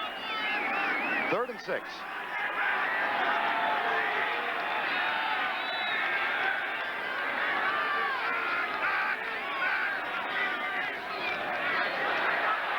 Lomax intercepted. Terry Hogue. That's his 8th interception of the year, and that ties him for the NFC lead. Terry Hogue is one of the few defensive backs who is ideally designed. His mentality is ideally set to be the 5th back, the nickel back. And the key to it is that he has great eyes. He has great anticipation. Lomax looking to his left. That takes Hogue right to him. Now the move, and now the break. Look at that. Hogue never moves. He's standing right there, and Lomax throws it right to him. They hang on to a 21-14 lead. Toss to Byers. Gets a block from Haddix and tries to circle the corner, but Nico Noga and Tim McDonald, along with Ken Harvey, collaborated on that tackle. Watch the play of the middle linebacker, Nico Noga. Well, he's the middle linebacker, and the key for a middle linebacker is to look, read the guards, go through the guards to the backfield. Now you can see Remington 50, he's the center, he's leading, and Noga's out in front of him. That evidently was Remington's man, and then the unload. Woo, what a shot. 2nd down and 8, 7. Blitz is coming. Cunningham's down. That's the 3rd sack of Cunningham today.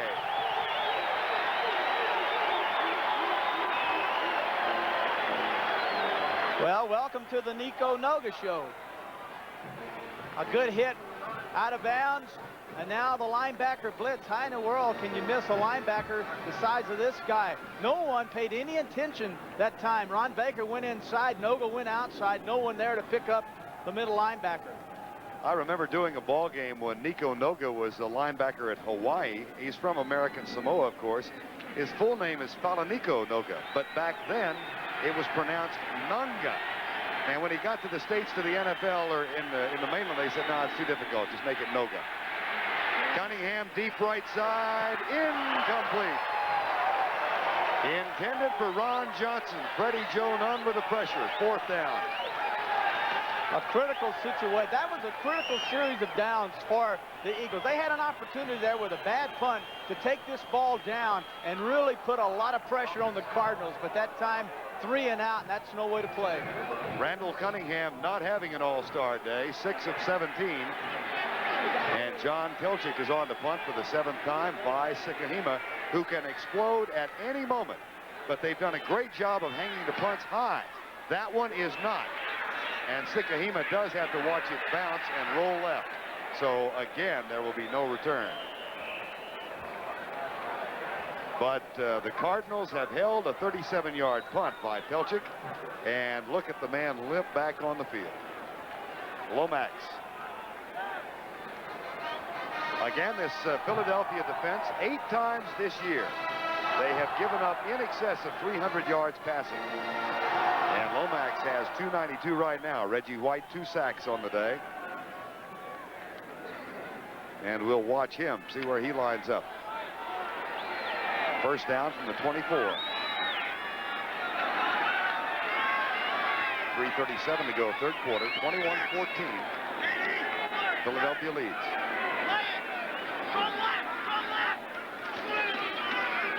Mitchell. Out of 1 tackle and across the 25, down at the 27-yard line. The tackle is finally made by Mike Pitts, number 30. Excellent job again by Todd Bell, right outside linebacker for the Eagles. One of the things he said was that he had to learn to do, Verne, was develop a linebacker mentality. You know, he's a natural strong safety, and one of the reasons he plays the weak side is because he has that ability to cover backs man for man out of the backfield. He's only a 215-pounder playing linebacker, but I don't think your linebackers at the Steelers are much bigger. 4-3 linebackers are much more, I think, much more active. They can be lighter because there's more responsibilities. They have to cover backs more often than the big linebackers in the 3-4. Lomax back, 4-man rush. He's got time. Fires short, Seth Joyner over the back of Roy Green. Oh, that one was thrown from way downfield. Well, that's way downfield where the field judge is sitting. Yes. We've got looks like a fire may have broken out over to our right.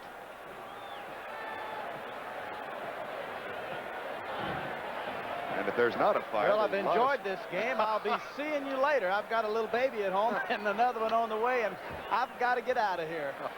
Number 59, first down. That is outside the stadium proper, but... I think that's the exhaust from Fonzie's car that's parked outside.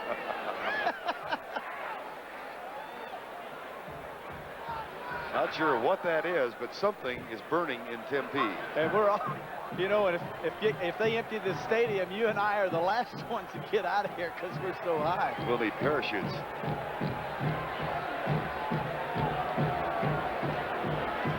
Well, when you're hot, you're hot.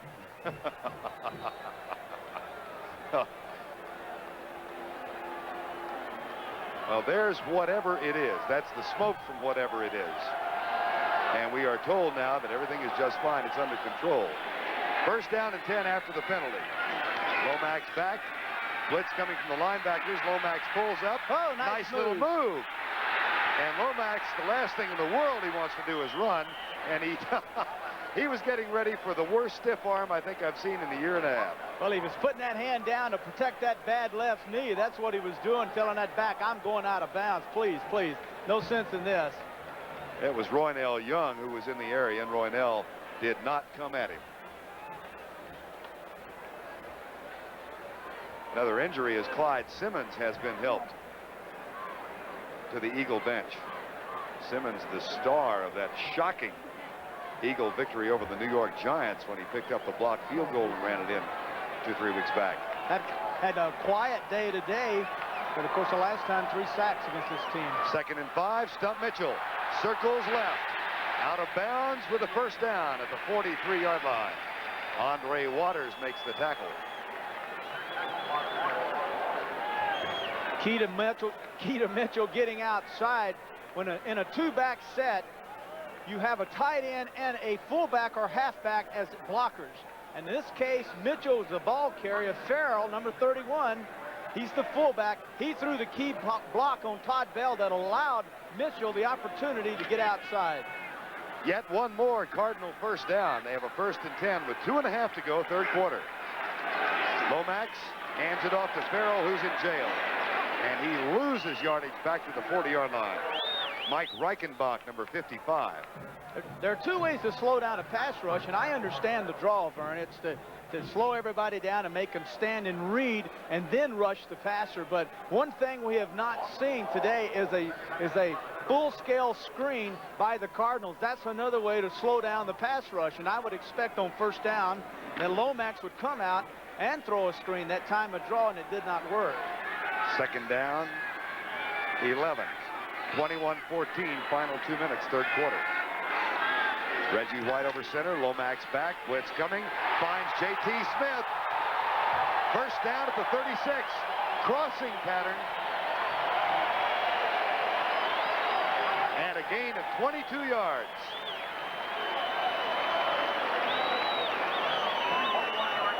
Shotgun. Notice the eyes.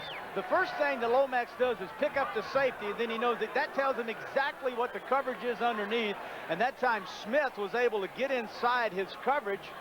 That time was Andre Waters. When he beat him inside, Lomax got him the ball. Lomax now 314 yards. Smith 5th catch. They tried to full back up the middle, Earl Farrell, for about 3 down to the 33-yard line. My, how many opportunities the Cardinals have had since quarter number 2.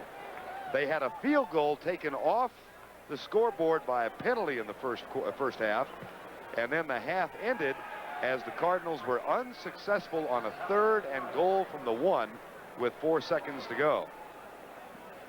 So they've had opportunities to, if not tie this up, at least take the lead. And right now we've got 38 seconds to go, 3rd quarter. 2nd down and 7. 4-man rush by the Eagles. Lomax across the middle again. Awalt short of the first down at the 27. Wes Hopkins, number 48, made that tackle. By the way, just to clear up fear that you might be reading about a fire at Sun Devil Stadium in the paper in the morning or seeing it on the 10 o'clock and 11 o'clock newscast, that was a smoke bomb, we are now told. And it's all but been cleared away. So you can stay here and finish the ball game. That's the end of the third quarter with our score. Philadelphia 21, Phoenix 4. Literal example of what we were talking about. This happened between quarters. Look at that. Isn't that, wouldn't that be a little dangerous if you go sliding in there with those cleats and all? Either that or there's going to be a heck of a croquet game out here after a while. At right guard, flag is down on the far side of the field. And again, just to tell you what was going on, there's that area of loose sod in the middle of the field that they have to tend. Offside, Philadelphia.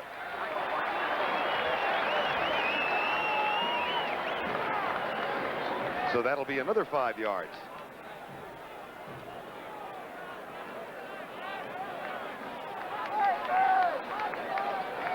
The sod is that poor, which obviously it is, and I know that.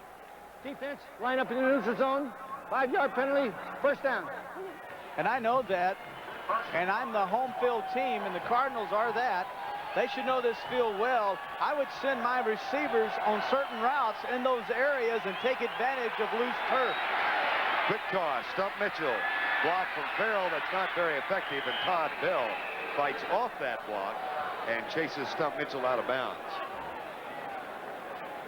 Ground game hasn't been all that effective today as Mitchell leads them with 28 yards.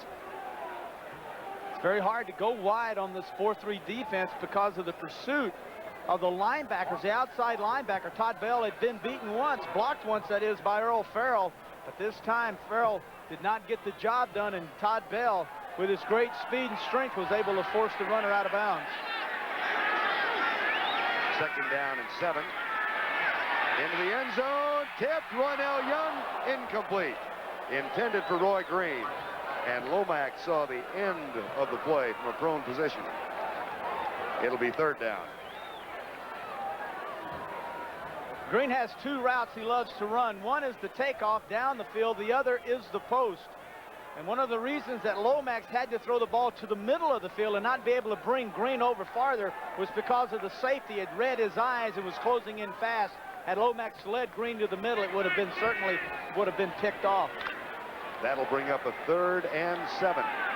21-14 ball game. Both these teams must have the victory. Loser is all but eliminated from the playoff possibilities. Kennard looks back at Lomax. Blitz threatened. Lomax had Novacek open, and Novacek had to adjust the route.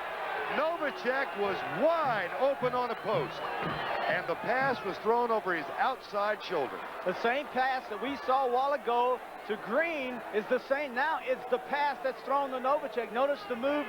Now notice Frizzell, 33, comes off on Jones, but now Lomax throws the ball away, that time from Novacek, who had been wide open in the middle for a touchdown. And this time they will settle for the field goal attempt. They passed on one at the end of the half. Del Greco missed from 48 yards. This is from 40. And he is 3 of 10 from 40 or more.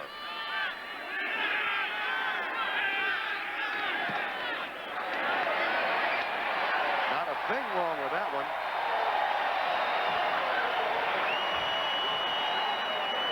So the margin narrows. It's now 21-17. 19:49 to go, a 21-17 game.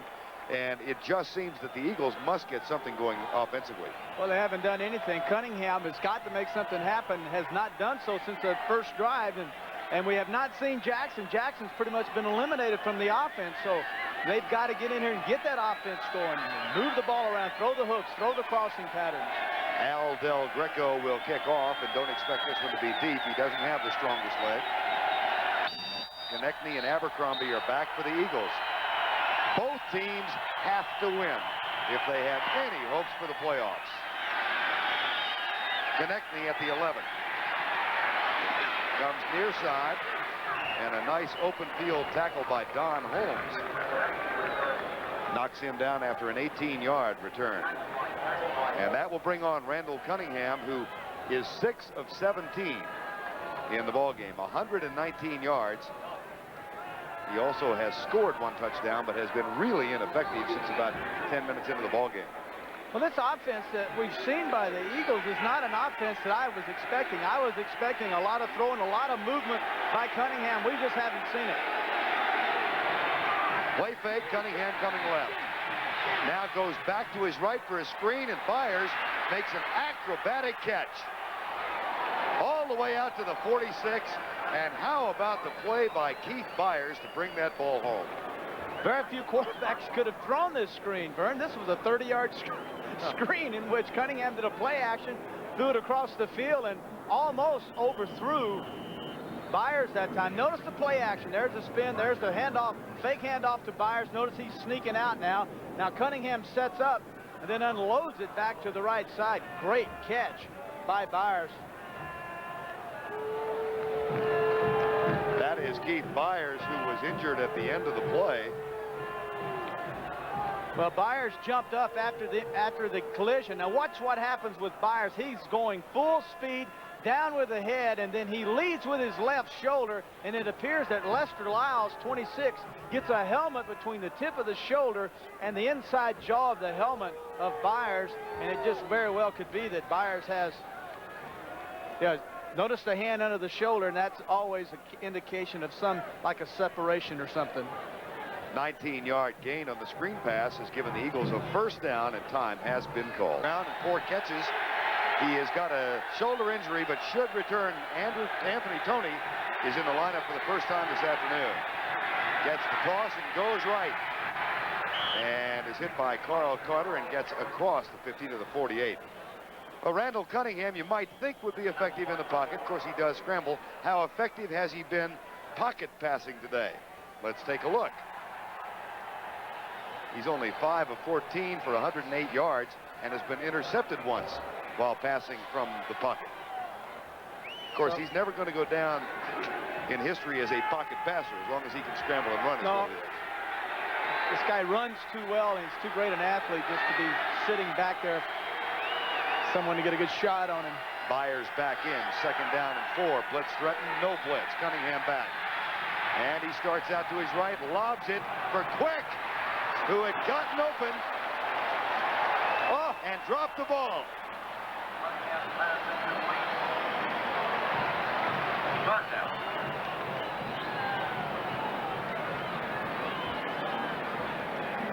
Well, we just talked about pocket passing. Now we're looking at Cunningham when he's most dangerous. And that's when he is out of the pocket running with the football. And that looks to me like the ground caused that fumble. It looked like a completion, but they're ruling he did not have control. Michael Quick is arguing for the replay official to take a look at it. There were 2 officials in the vicinity, and now hold it. They will look at it. The replay official, by the way, is Mark Burns today. Quick arguing that he did have possession. And we'll take another look at it. Well, you be the judge. Cunningham rolls. 45, 30-second clock, operator. Set it to 13 seconds. 13 seconds, please. Now then, can you tell anything from that? Remember, it must be conclusive to overrule it. And Mike Quick is still arguing his case. Look at it again. Quick saying, I have control of the football when I hit the ground, then it pops out. It goes out of bounds. This should be a completion. Does he have control? It appears to me, Verne, he has control of the football. His shoulder hit the ground before his feet did. No possession, no catch. Cunningham left. Incomplete, flag down. Thrown on Cedric Mack as they went at Chris Carter. And now it's Cedric Mack's turn to plead his cause. Maybe.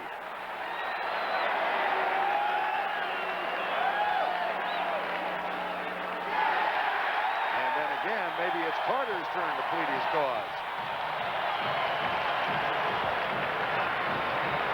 Getting tough for Pat Haggerty in that tangle.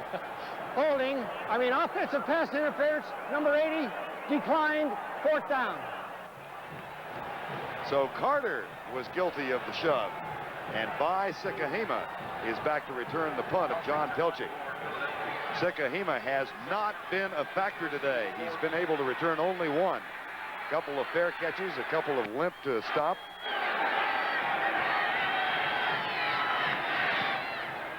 That is short.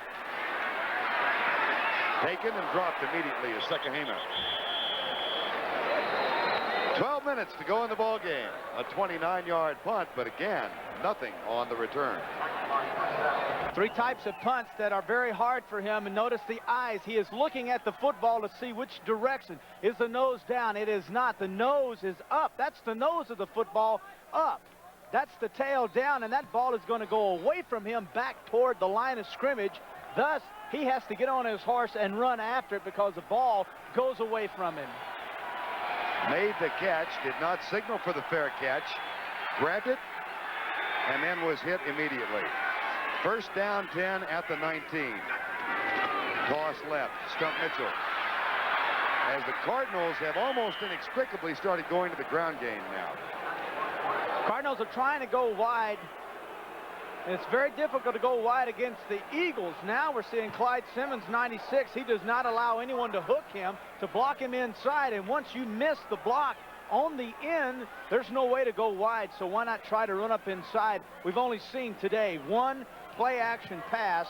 And as much running as we're seeing these Cardinals, I would expect them to come up with more play action passes. Jim Schaffner, the offensive coordinator of the Cardinals. Long-time assistant at Dallas with Gene Stallings. Double tight end set now. No play action. Lomax back. Little pressure. Incomplete. Left side. Intended for Robert Awalt. It'll be 3rd and 12. So quarters numbers 2 and 3 were kind to the Cardinal passing attack. But they've settled in here in the 4th quarter early on. By quarters, the Eagles jumped out to a 21-0 lead. That was in the first 10 minutes. Phoenix got a 93-yard touchdown catch from Ernie Jones.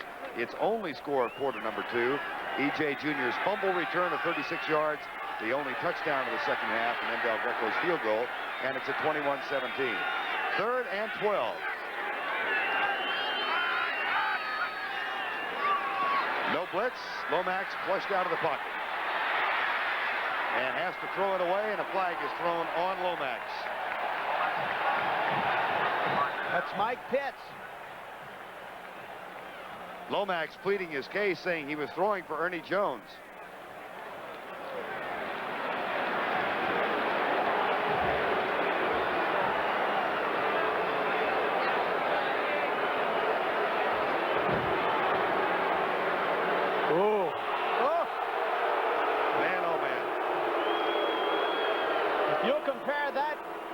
Flag with the one Buddy Ryan had. Buddy Ryan.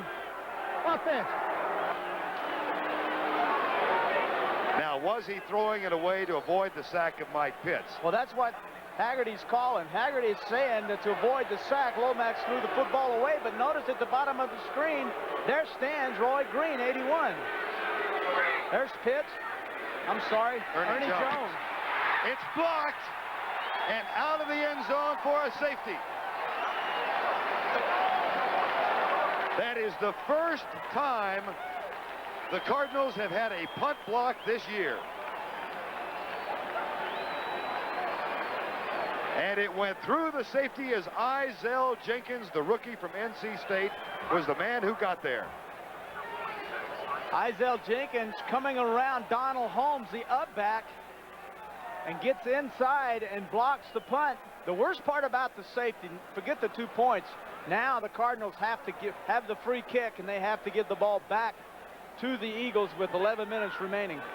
Izell Jenkins, an 11th round draft pick, has played primarily as a nickelback, and that is the first Cardinal blocked punt of the year, and Horn has to explain it to Gene Stallings. You're going to see, this is Donald Holmes, and this is Jenkins coming up from right here, coming up to the outside. Notice Donald Holmes sets inside to pick up Hopkins, the strong safety, and that allows Holmes, when he does that, Jenkins goes to the outside. There's no one there. Obviously, Jenkins has great quickness off the ball. That would be the primary reason he is lined up wide. Free kick coming now for the Cardinals. as the score has gone to 23-17. Just under 11 minutes remaining. I think the Giants drop one either to Kansas City or the Jets. And for Philadelphia, they simply have to win both games and pray for help. They've got to have all sorts of combinations to occur even after they win two to get in the playoffs. What a kick. Great free kick. Konechny at the 18. Back to the 30 and down at the 39-yard line. Of course, this is a Saturday game. There was one other game played earlier this afternoon, and the New York Jets celebrated the extension of Joe Walton's contract by defeating Indianapolis by 18 points. The Colts are still alive. What is there were going into today? Some 362 mathematical possibilities for playoff teams. 362. And that's remaining. That's remaining in the last 2 weeks. That doesn't count for the whole year. First and 10, Eagles with a 6-point edge. Cunningham back. Right side, incomplete, intended for Byers. Cunningham now 7 of 21.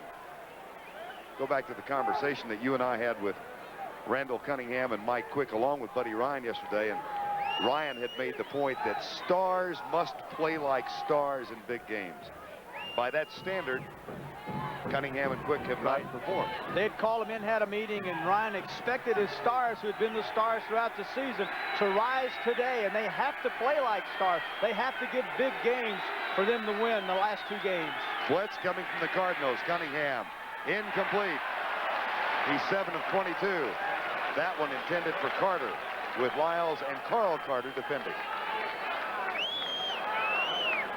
The thing about this is that Cunningham has people open. He's just missing them, so it's just a bad day. Hey, you have those kind of days. You're going to have days where you don't have anybody you open and you get it in there. Notice Jackson, he's inside. He's working hard to the outside. He's open for a 6-yard hook, but so is the outside receiver. Cunningham has a choice. He went wide, just a poor pass. Keith Jackson has yet to catch a pass, and he has 74 for the year. And the Eagles are 0 of 9 on 3rd down conversions. They have a 3rd and 10. Lobbed out. That one is caught. Mike Quick, and what a big play.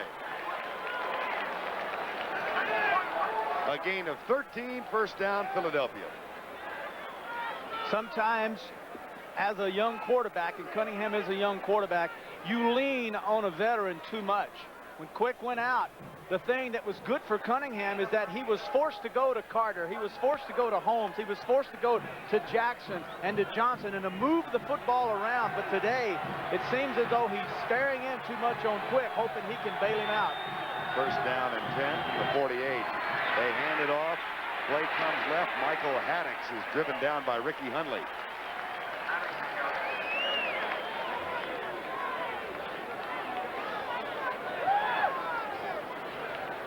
That's a gain of just 1. It'll be 2nd and 9. Sun Devil Stadium, Tempe, Arizona. Nice ball game. 23-17. Philadelphia leads Phoenix before 54,000. 9.5 to go. And the playoffs are at stake. The Eagles and Phoenix both must win this game. The loser of this one is out of the playoffs. Anthony Toney back in on 2nd down and 9. Byers the motion man. Cunningham for Byers. And that should be a first down at the 36-yard line. Tim McDonald with the tackle. Cunningham likes to get outside. You know, he even told us he doesn't like set running plays for him. He likes to do it to get out and to improvise. Do it when the pressure's on. Make it where it's natural for him. That was a set sprint out throw option. If the backers come up and clamp the back out of the backfield, then what Cunningham has the option to do is to tuck the ball away and to run for the first down.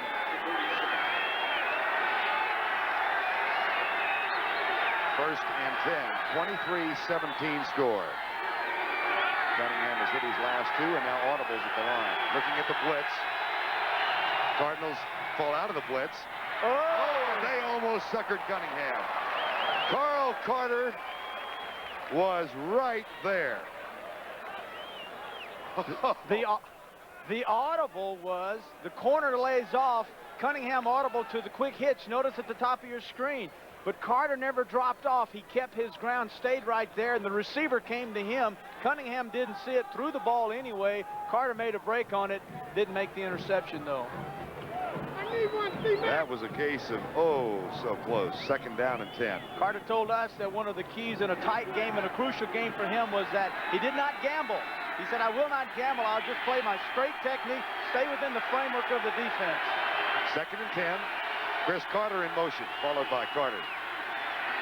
Pressure from Sadler, and Cunningham on the loose and down at the 34. Tackle made by Ricky Hunley, who has replaced Nico Noga for most of this quarter.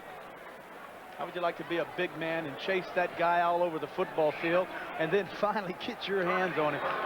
Can you imagine? You ever had that happen where you just want to get your hands on something and just beat it up?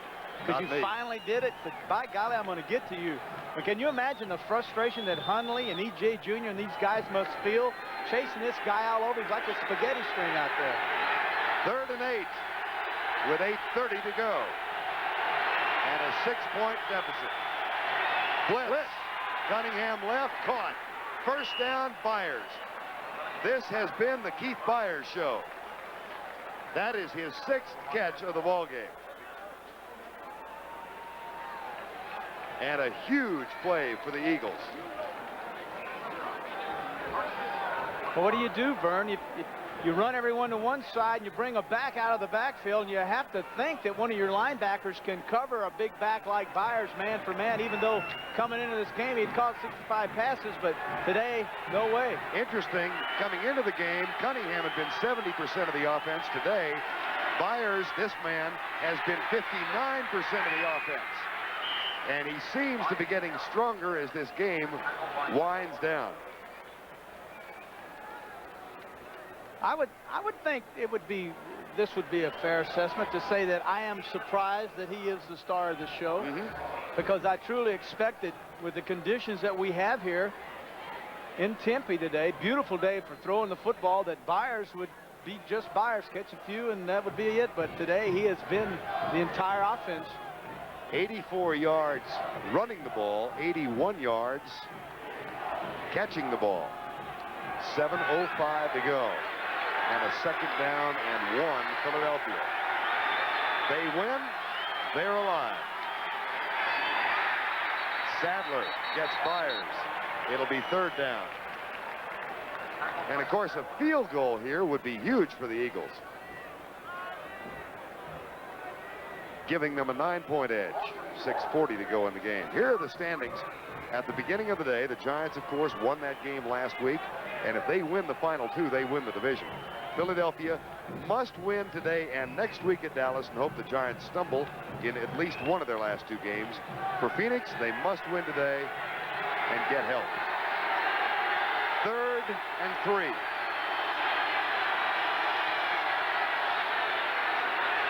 Blitz coming. Cunningham shakes it. Followed by Steve Alford, who misses the tackle. And Cunningham gets the 1st down.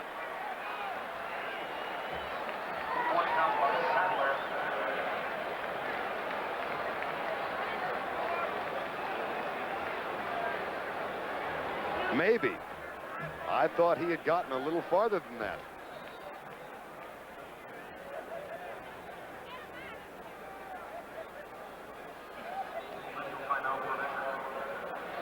Got it. There are a lot of people talking that in the 1990s of professional football, that this is the type of quarterback you'll be looking at. The Randall Cunningham type. A man that can run, a man that can throw, and a man that can win football games for you. He got a huge block from Dave Remington on a blitzing linebacker to allow him to go back to his right and get the 1st down. Byers, 61% of the offense today. Cunningham, 30%. 1st and 10. Tony is in. Tony carries. And he carries to the 15-yard line. Clock now at 5:59 and winding down. Interesting situation the Cardinals find themselves in, Verne.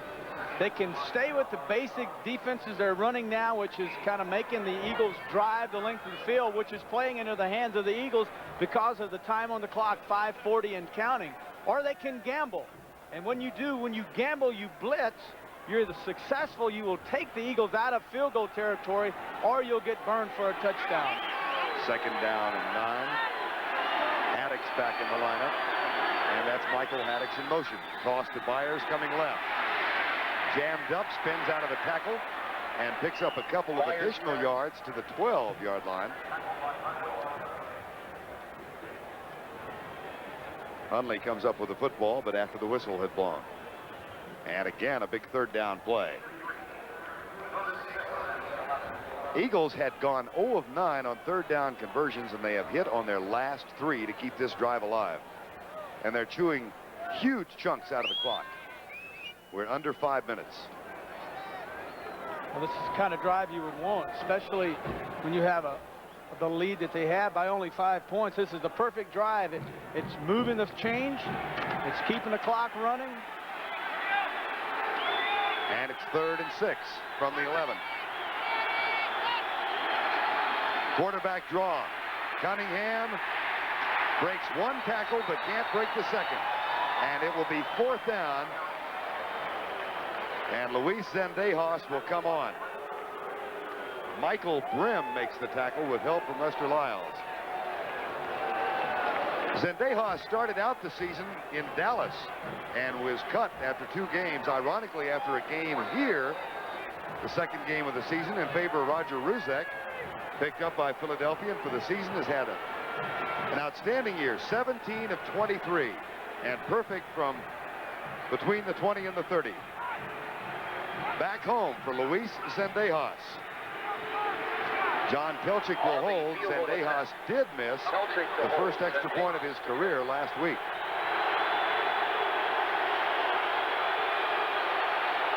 '28-yarder. Bad snap. And John Telchik is nailed at the 24. Cardinals ball.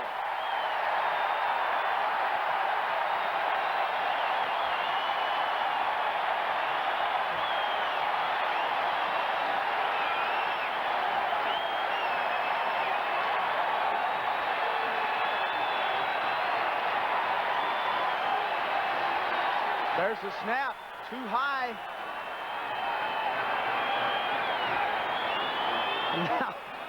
And now here's the effort. The punt center is David Alexander, the kick center rather. And it was over Telchik's head. And now the Cardinals get it back with 3:39 remaining and trailing by 6. Even if the Telchik did have great hands, it would have been impossible for him to get that ball down for a kick.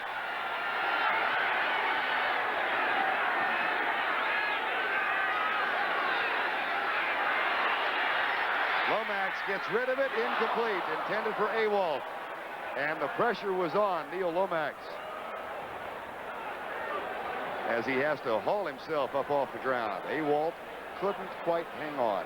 Well, the pressure now certainly is going to be on the Cardinal offensive line, Verne, because we're going to see the Cardinals throwing the football, which feeds right into the hands of the Eagles. Not their secondary, but their defensive line, who are excellent at putting pressure on quarterbacks. Lomax, just to restate a point, is working against the worst pass defense in the NFL. The Eagles are ranked dead last. 3:33 to go. Left side, that one is caught. Novacek with a 27. It will be 3rd down, and they will go without a huddle. Cardinals do have all 3 timeouts remaining. Lomax is calling this play from the shotgun position. It was not 2 plays called in the huddle. Comes right. That's caught. 1st down. Ernie Jones at the 36. Roynell Young with a tackle. 3 minutes to go. And once again, Lomax is setting the formation and will call the play from the shotgun position.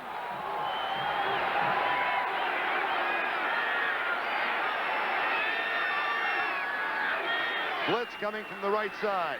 Lomax goes deep for Novacek and overthrows it. As Novacek found himself sandwiched by Terry Hogue and I believe Roynell Young. The longer that Lomax is allowed to hold the football, the one person he has to be very conscious of is 34 Terry Hogue, the free man in this nickel package, who has great eyes and reads the quarterback and will go to where the quarterback is looking. Second down and 10, 2:40 to go. 23-17. Eagles might be blitzing. Almost a 9-man front, and the corners are playing way off. No blitz. Lomax delivers to the 39, and Novacek is down at the 41, tackled by Seth Joyner. And there's a player down for the Cardinals, rather, back at the 30. That's Lance Smith, right guard. And in a time when you need every starting offensive player healthy, now's the time not to have any one of them get hurt, and Lance Smith down right now. Well, we have had a terrific ball game. Started out a little one-sided, but now we've got 23-17 and more for you. The Cardinals are 1 of 9 passing on third down.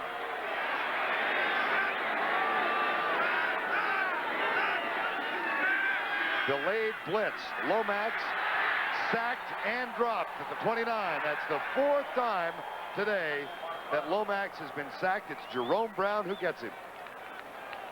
Play took too long to develop.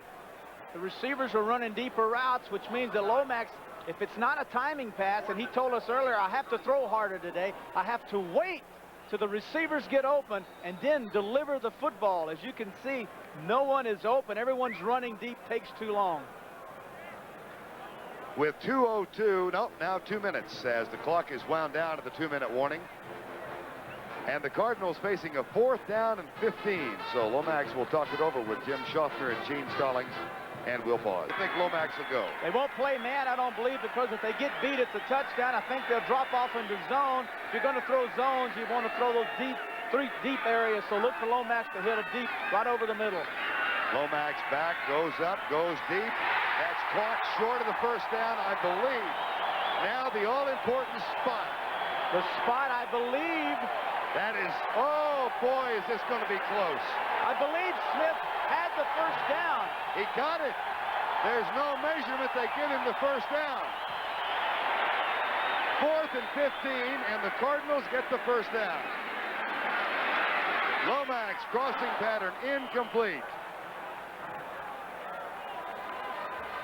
Man, that was close. The reason I was going to say I thought Smith had the first down was it looked as though he caught the ball and then ran back trying to get away from coverage and actually gave up the first down. Now 2nd down and 10 after the incomplete pass. The Cardinals get the first down on 4th and 15.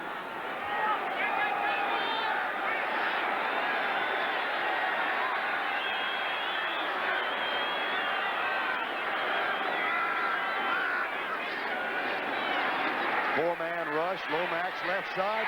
He had Novacek wide open, settles short, and 2 flags are down on the play. One on the near side, one on the far. Ernie Jones made the grab, but there are 2 flags.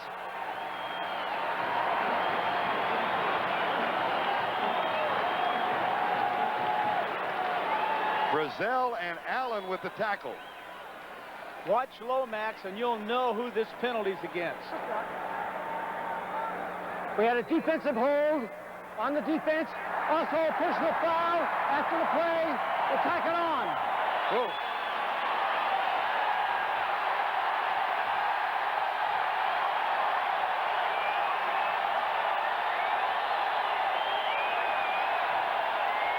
Eric Allen and William Bradshaw combined on the tackle. The guilty man was not identified. First down at the 19. And Lomax, who told us yesterday, here we have a heck of a home field advantage, calls for quiet. The score is 23-17. Cardinals are down by 6. First and 10 at the 19-yard line.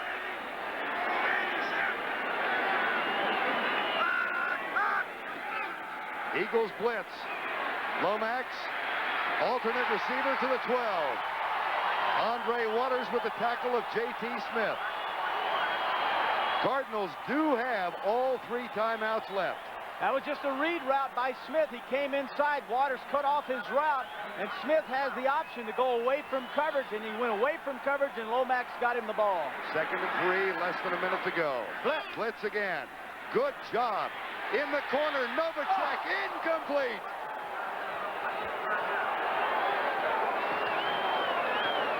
You dream about situations where you can isolate one of your fine receivers man for man.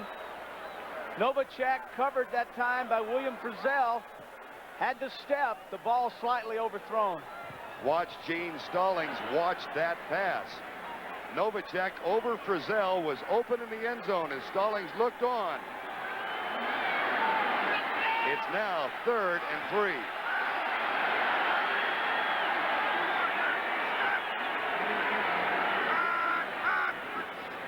And again, a 5-man rush. Into the right flat, dropped by Green. 4th down.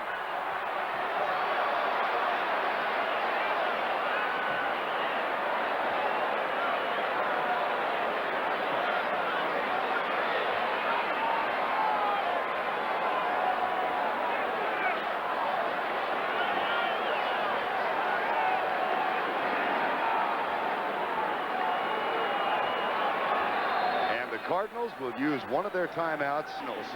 4th and 3 from the 13.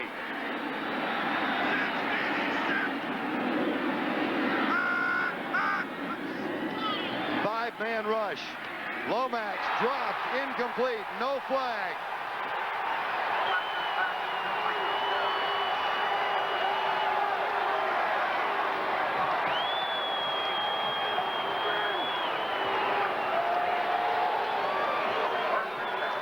William Frizzell and Eric Allen with the double team. Frizzell coming off a pick by Novacek, back inside, left arms wrapped around the receiver. Looks like pass interference to me, but look behind him. The man that was wide open was the tight end, Novacek. And with 45 seconds and the absence of flags, the Eagles take over. And Gene Stallings will not let this one go without a conversation. Cardinals can stop the clock twice more.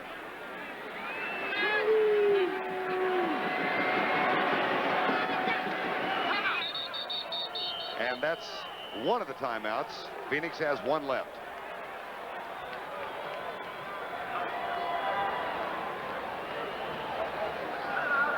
Phoenix had to win today. It appears now Philadelphia will, and Buddy Ryan said, all we want to do is get into the playoffs. It's not so important to me how we get in, but getting in. He said we wanted to get in because it's a special game, and I want my players to understand what it feels like. Maybe not to win this year, but next year. Great ball game today. We've got 40 seconds left here. How about tomorrow? A doubleheader for you on CBS. And a variety of games early following the NFL today. The Bears at home against Detroit. Chicago almost in a must-win situation, though they are in the playoffs. Dallas at Washington, Minnesota at Green Bay, and the rest of the menu. Second down, and the Cardinals will stop the clock for the final time.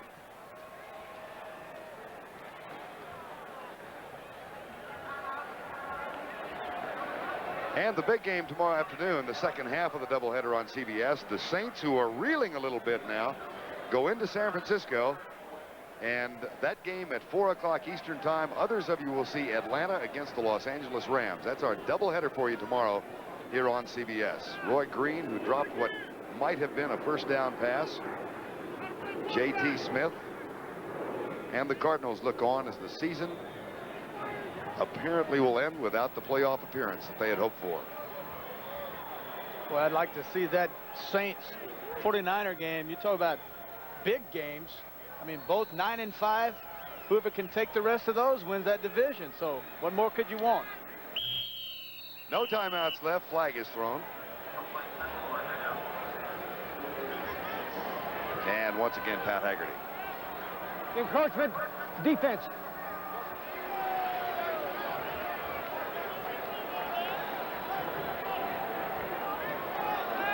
.39 seconds remaining in this ball game. And again, the Eagles will stay out here in Arizona, spend the rest of the week here before going on to conclude the regular season in Dallas. So they've accomplished half of what they must. And for Ernie Jones and his Cardinal teammates, 4th loss in a row, first at home in a while. They close out the season against Green Bay next week, and the playoffs will have to wait for another season. Philadelphia with 21 first quarter points. They jumped out to a 21-0 lead. It was 21-7 at the half. Cardinals had numerous opportunities to score, but could not in that second quarter. Did get it back to 21-17. Then a blocked punt by Izell Jenkins resulted in a safety, and the final margin of difference 23-17 as Buddy Ryan and the Eagles trot off. He's not going to stay around for all of this one either. Final score from Tempe, Arizona. Eagles 23, Cardinals 17.